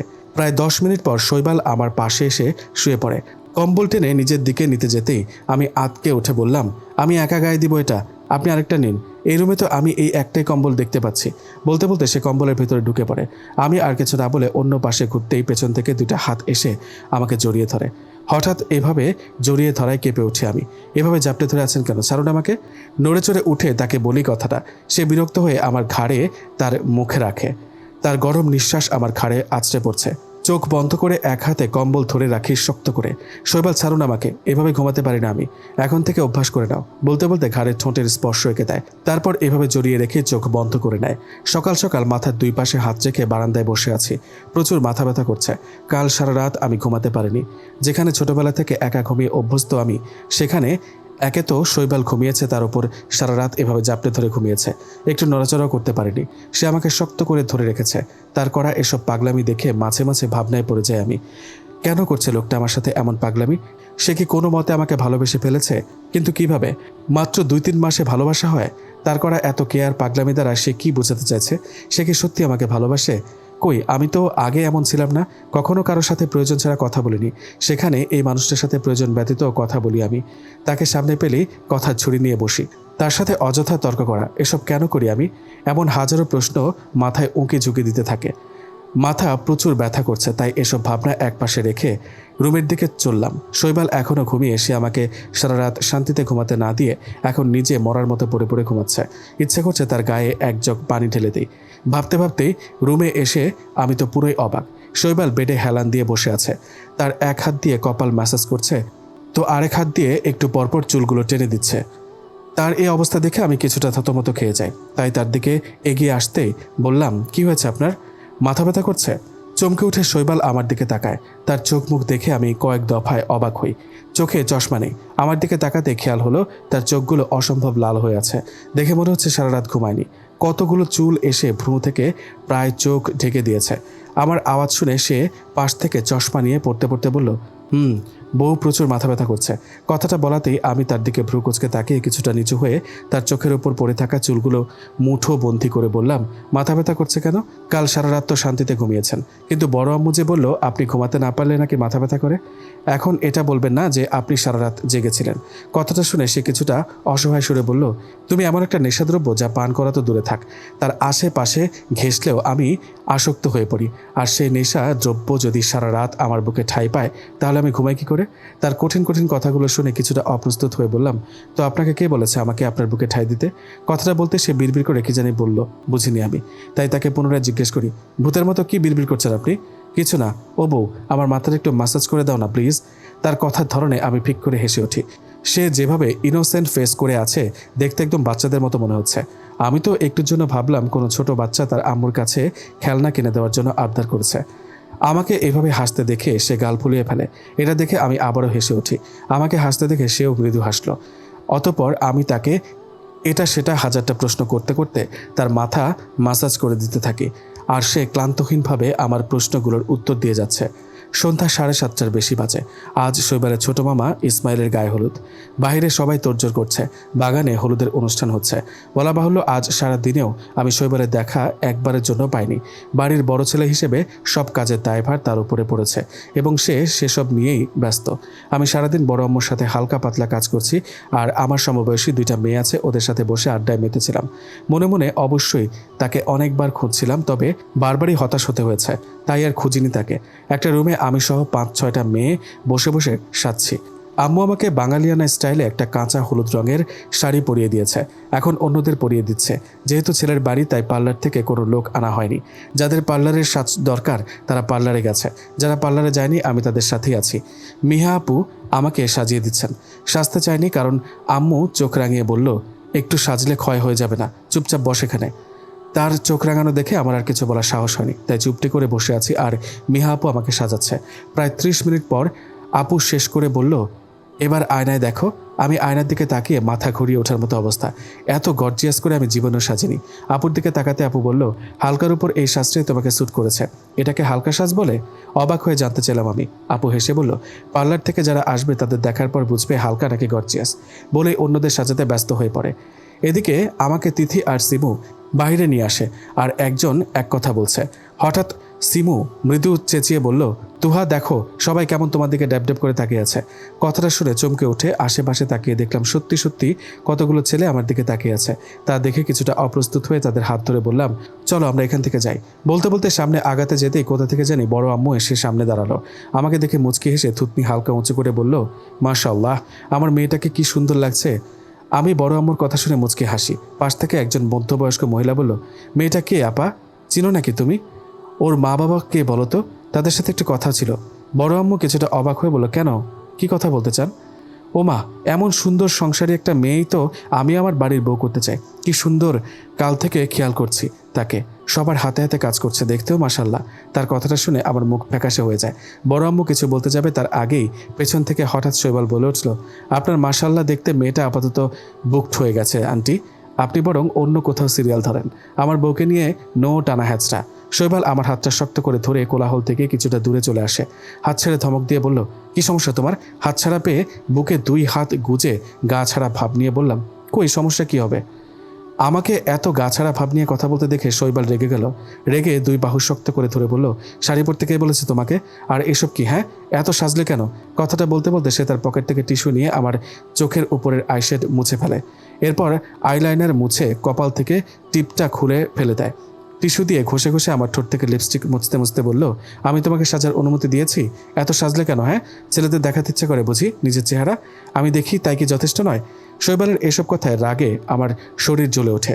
সে আমার সব সাজ মুছে ফেলেছে, তাতে আমার কোনো দুঃখ নেই, কিন্তু তার হঠাৎ এই কথাগুলো খুব বাজেভাবে আঘাত করে আমার বুকে। তাই নিচের দিকে তাকিয়ে চোখ বন্ধ করি। চোখ বন্ধ করতেই বন্ধ চোখ দিয়ে এক ফোঁটা পানি গাল বেয়ে নিচে গড়িয়ে পড়ে। আমি কোনো কথা না বলে নিচের দিকে তাকিয়ে থাকি। আমাকে চুপ থাকতে দেখে শৈবাল আরও রেগে যায়। এই মেয়ে, কথা বলছো না কেন তুমি? এখনই রুমে গিয়ে শাড়ি চেঞ্জ করে 3 পিস পরবে। কথাটা যেন দ্বিতীয়বার বলা না লাগে। তার শেষ কথাটা শুনে রাগে অভিমানে আবারও চোখ ছলছল করে ওঠে। আমি তার মুখের দিকে এক পলক তাকিয়ে দৌড়তেই বাড়ির মধ্যে ঢুকে যাই। হঠাৎ তার এমন আচরণের কোনো কারণ খুঁজে পাচ্ছি না আমি।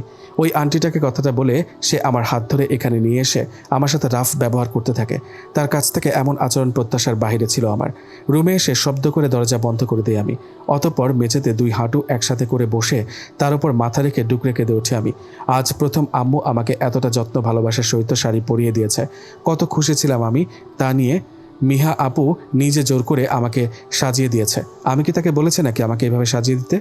এখানে আমার দোষ কোথায়? সে কেন আমার সাথে এভাবে কথা বলল? আমি যে দুনিয়াতে সবার বাজে কথা হজম করতে পারলেও তার একটা ধমকও সহ্য করতে পারি না। সে কি বোঝে না এটা? কথাগুলো ভাবতেই আরও জোরে জোরে কান্না আসে। প্রায় 30 মিনিট পর নিজেকে সামলে লাগেজ থেকে একটা 3 পিস নিয়ে চেঞ্জ করে নিই। অতঃপর বাইরে এসে রান্নাঘর থেকে একটা দেশলাই নিয়ে পুনরায় রুমে এসে হলুদ শাড়িটা নিয়ে বাড়ির পেছন দিকে চলে যায়। বাড়ির এদিকে একটা মাঝারি আকারের পুকুর আছে, সিঁড়িও বাধাই করা আছে। এদিকে অনেকটা জনমানব শূন্য, তবে এদিকেও লাইটিং করা আছে। আমি এগিয়ে গিয়ে একটা সিঁড়িতে বসে শাড়িটা নিচে ফেলে তাতে দেশলাই দিয়ে আগুন জ্বালিয়ে দিই। আগুনের দিকে এক দৃষ্টিতে তাকিয়ে থাকতে থাকতে মনে মনে প্রতিজ্ঞা করি, জীবনে বেঁচে থাকতে আর কখনো এই শরীরে কোনো শাড়ি পেঁচাবো না। কথাটা মনে মনে ভেবে উঠে চোখ মুছতে মুছতে আবারও রুমে চলে আসি। পুরো রুমের লাইট অফ করে অন্ধকারাচ্ছন্ন বারান্দায় দাঁড়িয়ে আছি আমি। বাগান থেকে মানুষের হাসাহাসি, নাচ গানের শব্দ ভেসে আসছে। আবারও কান্না আসছে কারণে ঠোঁট কামড়ে কান্না আটকানোর বৃথা চেষ্টা চালিয়ে যাচ্ছি। এত হাসি আনন্দের মাঝেও আমার মুখে হাসির লেশ মাত্র নেই। ঘণ্টাখানেক পরে রুমের দরজা ঠেলে রুমে আসে শৈবাল। পুরো ঘর অন্ধকার দেখে আপনা আপনি ভ্রুযুগল কুঁচকে যায় তার। লাইট জ্বালিয়ে রুমে তুহাকে না দেখে নিজের মাঝে একটা অপরাধ বোধ কাজ করছে। অবশ্য এই অপরাধ বোধটা তুহার সাথে খারাপ আচরণের পর থেকে অনুভব করছে।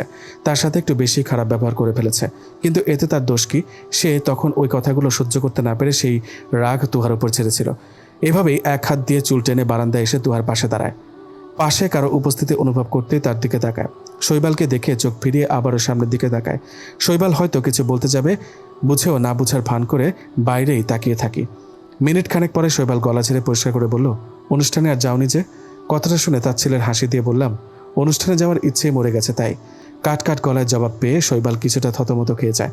পরক্ষণে নিজেকে সামলে পড়ল, তুহা। তাকে কথা শেষ করতে না দিয়ে আমি বারান্দা থেকে রুমে চলে আসতে নিতে সে আমার হাত টেনে ধরে। বারান্দার রেলিংয়ে হেলান দিয়ে আমাকে তার বুকের সাথে মিশিয়ে নিয়ে পেছন থেকে কোমর জড়িয়ে ধরে। অতঃপর কানের কাছে এসে ফিসফিস করে বলল, আম সরি বউ, খুব বেশি হার্ট হয়েছ? সত্যি এতগুলো সরি। কানের কাছে ঠোঁট নিয়ে কথা বলার সময় বারবার তার ঠোঁটের স্পর্শ কানে লাগতেই কেঁপে উঠি আমি, কিন্তু তা মনে না এনে জেদকেই প্রশ্রয় দিই। তার কাছ থেকে নিজেকে ছাড়িয়ে নেওয়ার চেষ্টা করতে করতে বললাম, আপনার সরি আপনার কাছে বস্তা ভরে রেখে দিন, লাগবে না আমার। ছাড়ুন আমাকে, এত আহ্লাদ করতে হবে না। কথাটা শুনে মুচকি হাসে শৈবাল। আরও একটু শক্ত করে জড়িয়ে ধরে বলল, তুমি তখন ওইভাবে শাড়ি পরে সেজেগুজে বের হওয়াতে সব ছেলেরা তোমার দিকে হা করে তাকিয়েছিল। তাকিয়ে থাকা অবধি সীমাবদ্ধ ছিল না, ওরা তোমাকে নিয়ে বাজে মন্তব্য করা শুরু করে। তোমাকে নিয়ে কেউ একটা খারাপ কথা বললেও আমার মাথা ঠিক থাকে না, সেখানে ওই ছেলেগুলোর এত বাজে মন্তব্য আমি হিতাহিত জ্ঞান শূন্য হয়ে পড়ি। বিশ্বাস করো, তুমি যদি ওই সব কথা শুনতে মরে যেতে ইচ্ছে করতো তোমার। সেখানে আমি নিজেকে অনেক কষ্টে কন্ট্রোল করে তোমার কাছে যাই। তারপর ওই আন্টিটার কথা শুনে সব মিলিয়ে মাথা ঠিক ছিল না। আমি সত্যি সরি বউ, আর জীবনও এমন হবে না, প্রমিস করছি তোমাকে। শৈবালের কথা শুনে অবাক হয়ে যায় আমি। তার মানে লোকটা এই জন্যই আমার সাথে এইভাবে কথা বলেছে। ভাবতেই মনের সব মান অভিমান হাওয়ায় মিশে যায়, তার মধ্যে স্থান করে নেয় একরাশ ভালো লাগা। ইস, লোকটা আমার কত দিকে খেয়াল রাখে, আর আমি কিনা এত সব ভেবে বসে আছি। মনে মনে এসব ভাবতে ভাবতে নিজের গালে একটা থাপ্পড় বসাই, কিন্তু এত সহজে তার কাছে হার মানব না, তাকে আমার রাগ এত সহজে ভাঙতে দিব না ভেবে নেই। তাই চুপচাপ তার থেকে নিজেকে ছাড়ানোর চেষ্টা করতে থাকে। কোলাহলপূর্ণ আজকের সকাল, ঘুম ভাঙে বিয়ে বাড়ির চিৎকার চেঁচামেচিতে। চোখ বন্ধ রেখে বিরক্তির নিঃশ্বাস ফেলে চোখ খুলে সামনে তাকাতেই রীতিমতো হা হয়ে যায় আমার মুখ। শৈবাল আষ্টে পৃষ্ঠে জড়িয়ে রেখেছে আমায় তার বাহু ধরে। তার সামনে চুলগুলো চোখের ওপর পড়ে আছে। সে কি শান্তিতে ঘুমাচ্ছে? আমি এক হাত দিয়ে তার চুলগুলো কপাল থেকে সরিয়ে দিই। এই চুলগুলোকেও হিংসে হয় আমার। তার কপাল চোখ সব ঢেকে রাখে সবসময়। আমি চুলের ভেতর আঙুল দিয়ে নড়াচড়া করতে করতে ফিসফিস করে বললাম, শুনুন, আপনার এই চুলগুলো কেটে একটু ছোট করতে পারেন না? আপনার চোখগুলো দেখতে আমার বেশ সমস্যা হয়। সবসময় চশমা আর চুল দুটোই আপনার চোখগুলো ঢেকে রাখে। উফ, কি যে বিরক্তি লাগে আমার, আপনি বুঝবেন না সেটা। কথাটা বলে তার খোঁচা খোঁচা দাড়িতে ঠোঁটের স্পর্শ এঁকে দিয়ে উঠে পড়ি তড়িঘড়ি করে। ভাগ্যিস সে ঘুমাচ্ছে, নয়তো কেমন বেহায়া মনে করতো আমাকে। ভেবেই ওয়াশরুমে ঢুকে পড়ি। শৈবাল কাল রাত্রে কখন আসছে রুমে দেখিনি আমি। আমার সাথে কথা বলার ফাঁকে তার ডাক পড়ায় তাকে চলে যেতে হয়। তারপর তার জন্য অপেক্ষা করতে করতে একসময় ঘুমিয়ে পড়ি আমি। হিমেলের পাশে দাঁড়িয়ে আছি। ছেলেটা সে কখন থেকে গাল ফুলিয়ে বসে আছে। তার একটাই কথা, আমি এখন আর আগের মতো ভালোবাসি না তাকে। যদি সত্যি ভালোবাসতাম তাহলে তার খোঁজখবর নিতাম। কাল থেকে অবশ্যই তার খোঁজখবর তেমন নেওয়া হয়নি। আমি ব্যস্ত ছিলাম আমার কাজ নিয়ে, আর সে ব্যস্ত ছিল গায়ে হলুদের অনুষ্ঠান নিয়ে, তাই তার খবর নেওয়া হয়নি। আর তাই সে গাল ফুলিয়ে বসে আছে। আমি দাঁড়িয়ে দাঁড়িয়ে তীক্ষ্ণ দৃষ্টিতে তাকে পর্যবেক্ষণ করছি। ছেলেটা সত্যিই রাগ করেছে, ভাবলেই প্রচুর হাসি পায় আমার। আশেপাশে একবার তাকিয়ে হাসি দমিয়ে নেই। অতঃপর ওর দিকে তাকিয়ে করুণ সুরে বললাম, আচ্ছা বাবা, সরি বলছি তো, তারপরেও রাগ করছো কেন? এই যে দেখো, কানে ধরেছি, আর কখনো এমন হবে না। দুই কানে হাত দিয়ে মুখটা ইনোসেন্ট করে বললাম তাকে। সে তখনও গাল ফুলিয়ে বলল, সত্যি তো, আর কখনো এমন করবে? আমি ওভাবেই কানে হাত দিয়ে মাথা নাড়িয়ে বললাম, হ্যাঁ। হিমেল হেসে দেয়, চুলে হাত বুলাতে বুলাতে বলল, গুড গার্ল, লক্ষ্মী আপু আমার। তাকে স্বাভাবিকভাবে কথা বলতে দেখে স্বস্তির নিঃশ্বাস ফেলি আমি। দুজনেই গল্পে মেতে উঠি আবার। শৈবালের বড় মামা হিমেলের কাছে এসে জানতে চায়, এই হিমেল, রিজুর দলকে দেখেছিস? কোথায় গেল হারামির দল? কত কাজ পড়ে আছে এদিকে। হিমেল মাথা নাড়িয়ে বলল, রিজু ভাইয়ের পুরো গ্যাং হাসপাতালে চিৎপটাং হয়ে আছে। মানে কি হয়েছে জানি না, তবে শুনেছিলাম রিজু ভাইয়ের গ্যাংকে কে বা কারা যেন পিটিয়েছে। সৈকত ভাইয়ের সহ হাসপাতালে নিয়ে গেছে। কে মারবে ওর মতো ছেলেকে? আমাদের এলাকার কারো সাহস হবে না ওকে মারার। তাহলে কে এই দুঃসাহস করলো? আর কেন পিটালো ওদের? আহাজারি করে বলতে থাকে বড় মামা। আমি নীরব দর্শক হিসেবে সবটা দেখছি। পাশ দিয়ে একটা ছেলে যেতে যেতে বলল, রিজু ভাইয়ের দল শুনেছিলাম কোনো মেয়েকে দেখে বাজে কথা বলেছে, তাই ওদের পিটিয়েছে দুইটা ছেলে, কিন্তু ছেলেগুলোর মুখ দেখেনি কেউ। কোনো মেয়েকে নিয়ে বাজে কথা বলেছে? কথাটা শুনে চমকে উঠি আমি। আচ্ছা, কোনো মতে আমাকে নিয়ে বাজে কমেন্ট করার কারণে কেউ ওদের মারে নাই তো? পরক্ষণে নিজের ভাবনাকে মাথা থেকে ছেড়ে ফেলে দিই। দুইটা ছেলে আসবে কোথা থেকে ওদের মারার জন্য? তাই এটা নিয়ে আমি আর তেমন না ভেবে ভেতরে চলে আসি। ভেতরে আসতেই বড় আম্মু বলল, কি হয়েছে তুহা, তুমি এখনও রেডি হওনি কেন? 12টার বেশি বেজে গেছে, কখন রেডি হবে? আর কখন যাবে? এক্ষুনি যাচ্ছি বড় আম্মু। শৈবাল নিশ্চয়ই ছোট মামার কাছে তাকে রেডি হতে সাহায্য করছে। আমি বরং রেডি হইনি, তার দেখা আজ পাবো বলে মনে হচ্ছে না। ভাবতে ভাবতে রুমে এসে দেখি তিথি সহ রেডি হচ্ছে। আম্মুও সেখানে উপস্থিত ছিল। আমাকে দেখতেই ধমক দিয়ে বলল, কোথায় কোথায় ঘুরছিস তুই? কাণ্ডজ্ঞান হবে না কখনো না? রেডি হবি কখন? তোর সাথে সবাই রেডি হয়ে বসে আছে। আম্মুর কথা শুনে তার দিকে গাল ফুলিয়ে তাকাই। সে আমাকে তাড়া দিয়ে বলল, যা যা তাড়াতাড়ি গিয়ে রুম থেকে শাড়ি নিয়ে আয়, আমি পরিয়ে দিচ্ছি। আমি শাড়ি পরবো না, ভালো কোনো জামা পরলেই হবে। কথাটা বলতে বলতে রুম থেকে বেরিয়ে আসি আমি। একবার যেহেতু বলেছি শাড়ি পরবো না, তার মানে কখনোই পরবো না ভেবে এই রুমে এসে দরজা বন্ধ করে লাগেজের কাছে গিয়ে একটা সুন্দর জামা বের করে নিই। জামাটা নিয়ে পেছনে ঘুরতেই দেখি শৈবাল আমার দিকে ভ্রু কুঁচকে তাকিয়ে আছে। তাকে হঠাৎ এভাবে রুমে দেখে হকচকিয়ে যাই আমি। সে আমার দিকে এগিয়ে এসে হাত থেকে জামাটা নিয়ে আগের জায়গায় রেখে দিয়ে আমার সামনে দাঁড়িয়ে বলল, নাও পাঞ্জাবির বোতামগুলো লাগিয়ে দাও। পারবো না আমি। কথাটা শুনে সে বিরক্ত হয়ে আমার 2 হাত এগিয়ে নিয়ে বুকের ওপর রেখে ইশারা করে যেন বোতামগুলো লাগিয়ে দিই। তার ঘাড়তারামি দেখে আমি ভ্রু কুঁচকে তার দিকে তাকাতেই বড় সড়ো একটা ক্রাশ খাই। তার গায়ে মেরুন রঙের পাঞ্জাবি জড়ানো, চোখে চশমা নেই, চুলগুলো আগের তুলনায় ছোট করা। তার এই লুক দেখে আমি টাসকে খেয়ে যাই। এতদিন তাকে দেখে ব্রিলিয়ান্ট মনে হতো, আর এখন হিরোর মতো লাগছে। আমি ড্যাব ড্যাব করে তার দিকে তাকিয়ে আছি। আমাকে এভাবে তাকাতে দেখে শৈবাল বলল, জামাইটা তোমারই ব্যক্তিগত সম্পদ, তাই যে কোনো সময় দেখতে পারবে। এখন ঝটপট বোতামগুলো লাগিয়ে দাও তো। তার কথাটা শুনে তাড়াতাড়ি চোখ ফিরিয়ে নিই আমি। বোতামগুলো লাগাতে লাগাতে বললাম, আমি মোটেও আপনাকে দেখছি না। আমি তো ব্যাস, যাই হোক সেসব বাদ দেন। চুল কাটলেন কেন হঠাৎ? ইচ্ছে করেছে তাই। কথাটা শুনে আমি আর কথা বাড়াই না, আর বোতামগুলো লাগিয়ে দিয়ে সরে আসি সামনে থেকে। একটু পর সে আবার আমার সামনে এসে হাতে একটা শাড়ি দিয়ে বলল, এটা পরে রেডি হয়ে নাও। শাড়ি দেখে আমি চমকে উঠি। তাকে শাড়িটা ফেরত দিতে দিতে বললাম, আমি শাড়ি পরবো না। কেন? ইচ্ছে করছে না তাই? তোমার ইচ্ছেতেই সব হবে? হ্যাঁ। তুহা তেরামি করবে না। তুমি জানো আমি কত কষ্ট করে তোমার সাথে ম্যাচিং করে পাঞ্জাবি কিনলাম, আর তুমি বলছো পরবে না? এটা আবার কেমন কথা? আমার ভালো লাগছে না, প্লিজ জোর করবেন না। কালকের জন্য সরি বলেছি তো, পরে নাও তাড়াতাড়ি। আমি তার দিকে রাগী লুক নিয়ে বললাম, বলেছি তো পরবো না। রাগাবে না আমাকে তুহা, খুব খারাপ হবে কিন্তু বলে দিলাম। 20 মিনিট সময় দিলাম, তাড়াতাড়ি রেডি হয়ে নিচে আসো, আমি অপেক্ষা করছি। কথাটা বলে সে আমার হাতে শাড়ি ধরিয়ে দিয়ে রুম থেকে বের হয়ে গেল। আমি শাড়িটার দিকে কিছুক্ষণ তাকিয়ে থেকে রুম থেকে বের হয়ে আম্মুর কাছে চলে আসলাম। সে যেভাবে রেগে রুম থেকে বের হলো, শাড়ি না পরলে নির্ঘাত খুন করবে আমাকে। শৈবালের পাশে মুখ গম্ভীর করে বসে আছে। মূলত তার উপর আমি প্রচুর রেগে আছি। তার জোরাজুরিতে আমাকে শাড়ি পরতে হয়েছে। বিয়েবাড়ির এত ভিড়, শাড়িতে পা বেঁধে পড়ে যেতে ধরেছিলাম একবার। ভাগ্যিস একটা মেয়ে দ্রুত ধরে ফেলেছিল। কতজন হেসে উঠেছিল। রাগে লজ্জায় মাথা কাটা যাওয়ার মতো অবস্থা হয়েছে। তাই ভিড় ঠেলে শৈবালকে খুঁজে বের করি। সে ছোট মামার পাশে স্টেজে বসে আছে। দেখে তো মনে হচ্ছে বর বসে আছে। কয়েকটা মেয়ে তার দিকে পলক্ষীনভাবে তাকিয়ে আছে আর কী সব বলাবলি করছে। আমি রেগে গিয়ে তার হাত ধরে বলি, এদিকে আসুন। কি হয়েছে তুহা, কোনো সমস্যা? ছোট মামা বলল। আমি মাথা 2 দিকে নেড়ে না বললাম। শৈবাল উঠে আমার হাত ধরে বাইরে চলে আসে। এদিকে লোকজনের পরিমাণ তেমন নেই। কি হয়েছে? এত ছেলেদের মাঝে তোমার স্টেজের ওইদিকে যাওয়ার কি প্রয়োজন ছিল? ফোন কোথায় তোমার? মেসেজ করলেই তো চলে আসতাম আমি। এত কিছু মাথায় ছিল না। চোখ মুখ কুঁচকে উত্তর দিলাম আমি। কি হয়েছে বলো? কিছু হয়নি। আপনি আমাকে শাড়ি পরতে বলার কি দরকার ছিল? এত ভিড়ের মাঝে আমি শাড়ি পরে সামলাতে পারি নাকি? একটু থেমে আবার বললাম, আমাকে জোর করে শাড়ি পরিয়েছেন। এখন আপনার শাস্তি হলো আমার পাশে দাঁড়িয়ে থাকবেন, একদম নড়াচড়া করতে পারবেন না। শৈবাল ঠোঁট কামড়ে মুচকে এসে বলল, এমন শাস্তি পাওয়ার জন্য 1000 বার এই কাজ করতে পারি। কথাটা শুনে ভেঙচি কেটে অন্যদিকে ফিরে তাকাই আমি। সে 2টা চেয়ার এনে বসতে ইশারা করে একটাতে নিজে বসে পড়ে। সেই থেকে এখনও তার পাশে গম্ভীর মুখ করে বসে আছি। সে চুপচাপ বসে গেম খেলে যাচ্ছে। এদিকে আমি যে বিরক্ত হয়ে বসে আছি সেদিকে তার খেয়ালই নেই। একটু পর তিথি এসে হাজির হয়। আমার দিকে হাত বাড়িয়ে দিয়ে বলল, তুহা ওইদিকে চলো, আমরা খেতে বসবো। আমি উঠে যেতে চাইলে শৈবাল আমাকে চোখ দিয়ে ইশারা করে বসে থাকতে বলল। তারপর তিথির দিকে তাকিয়ে আড়মোড়া ভেঙে বলল, তিথি তুমি বরং অন্যদের সাথে এনজয় করো, আমার বউটা আমাকে চোখে হারায়। অন্যদিকে গেলে আমাকে না দেখে অসুস্থ হয়ে পড়তে পারে। শৈবালের কথায় চোখ গরম করে তার দিকে তাকায়। তিথি ও বলে মৃদু চিৎকার করে ওঠে, মিটিমিটি করে হাসতে হাসতে চলে যায়। ওদিকে লজ্জায় মরিমরি অবস্থা আমার। আমাকে লজ্জা পেতে দেখে শৈবাল আহাজারি করে বলল, লজ্জায় এভাবে টমেটোর মতো লাল হয়ে যাবে না বউ, টুপ করে খেয়ে ফেলতে ইচ্ছে করে। কথাটা শুনে বিড়বিড় করে কয়েক শতবার বললাম, অসভ্য অসভ্য অসভ্য। চলো আমরা বরং খেতে যাই।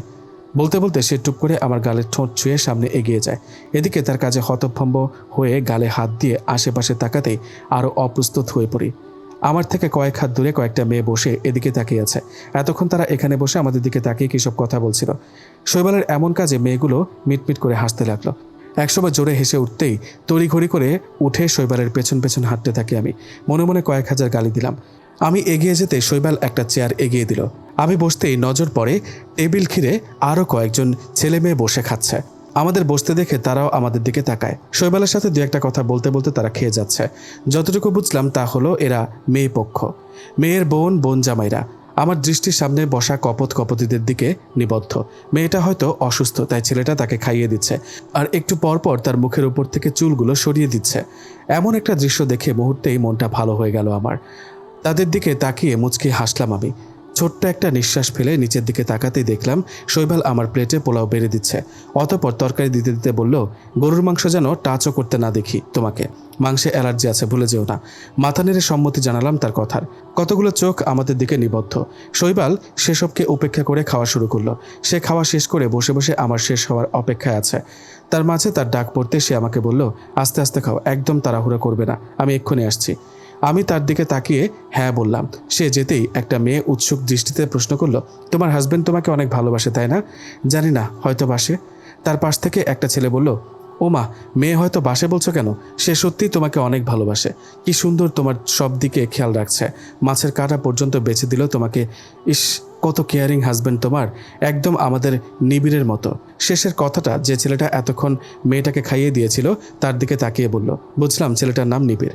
নিবিড় আমার দিকে এক পলক তাকিয়ে তারপর বলল, আমার চাইতেও কেয়ারিং, কারণ আজ পর্যন্ত কখনো আমি নূপুরকে মাছের কাঁটা বেছে দিইনি। এই কঠিন কাজটা আমার দ্বারা কখনোই সম্ভব হয়নি। ছেলেটা অন্যরকম, কে কি বলল কোনো কিছুর পরোয়া করে না। পাশ থেকে আরেকটা মেয়ে একটা ছেলের দিকে তাকিয়ে বলল, দেখো দেখো, তোমার ছোটদের কাছ থেকে অন্তত কিছু শিখো। ছেলেটা মুখ বাঁকিয়ে খাবার খাওয়াতে মনোযোগ দিল।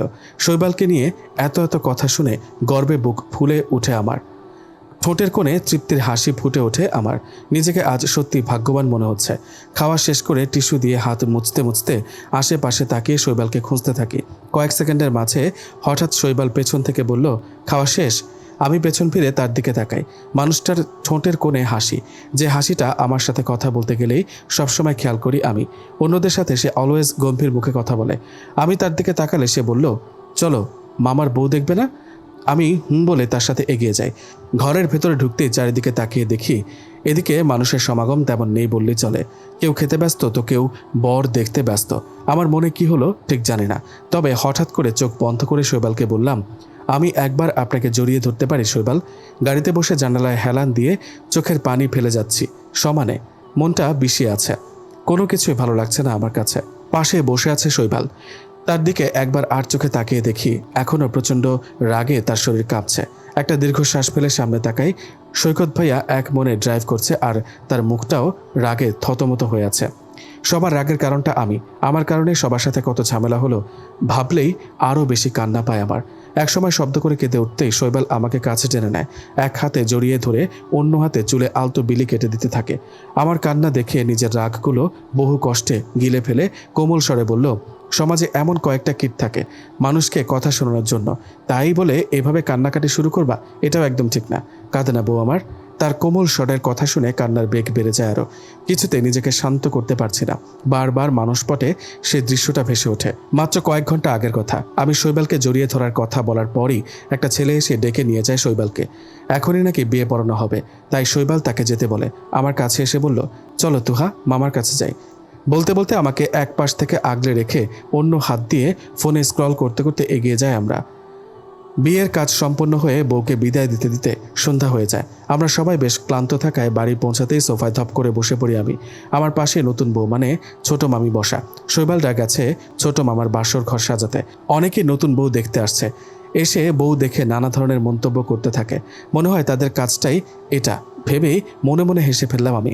হঠাৎ পাশ থেকে একজন মহিলা বলে উঠল, তুমি আমগো রেখার মাইয়া না? পাশে তাকিয়ে দেখলাম আমার দাদির বয়সে একজন মহিলা বসে। তাই আমি মিষ্টি হেসে নম্র স্বরে বললাম, জি দাদি। কোন ক্লাসে পড়ো তুমি? গলা ঝেড়ে বললাম আমি। এইচএসসি দিয়েছি দাদি, ইনশাআল্লাহ এবার ভার্সিটিতে ভর্তি হব। ভদ্রমহিলা আমার দিকে ভ্রু কুঁচকে কিছুক্ষণ তাকিয়ে থেকে বলল, মাইয়া তো মাশাআল্লাহ সুন্দরী আছে, তো এত হরালেহা কইরা কি হরবা মাইয়া? তোমার একখান বুদ্ধি দিতাছি। আমার একখান নাতি আছে, বিয়া করে ফেলাও তারে, দেখবা মেলা সুখী হইবা, কয়ে দিলাম। হতভম্ব হয়ে তাকিয়ে আছি আমি দাদির দিকে। বিয়ে নিয়ে দ্বিতীয়বার কথা উঠতেই আমার মন পাংশুটের বর্ণ ধারণ করে। পাশ থেকে হঠাৎ মিহা আপু বলল, তুহা শহরের মেয়ে হয়ে তোমার গ্রামের নাতিকে কেন বিয়ে করবে দাদিমা? রিজু ভাই মূর্খ মানুষ, আর তুহা ভার্সিটিতে উঠবে এবার। সব কিছু বিবেচনা করে কথা বলিও দাদিমা। আর সবচাইতে বড় কথা হলো তুহা বিবাহী। তাকে আর কোনো কথা বলার সুযোগ না দিয়ে হঠাৎ দাদি খেকিয়ে ওঠে। তার গায়ে লাগছে নাতিকে মূর্খ বলার কারণে। সে আমার দিকে তাকিয়ে হঠাৎ চিৎকার দিয়ে বলে উঠল, এই কি কইলি তুই? আমার নাতি মূর্খ? আমার নাতির পায়ের কাছে যাইতে পারবো এই রাস্তার মাইয়াটা? তোর কি মনে হয় হ্যার বিষয়ে আমি কিছু জানি না? 19 বছর রাস্তায় রাস্তায় ছিল এই মাইয়া, এখন আবার পরিবার পাইয়া উড়া শুরু করে দিছে, ভার্সিটিতে ভর্তি হইব।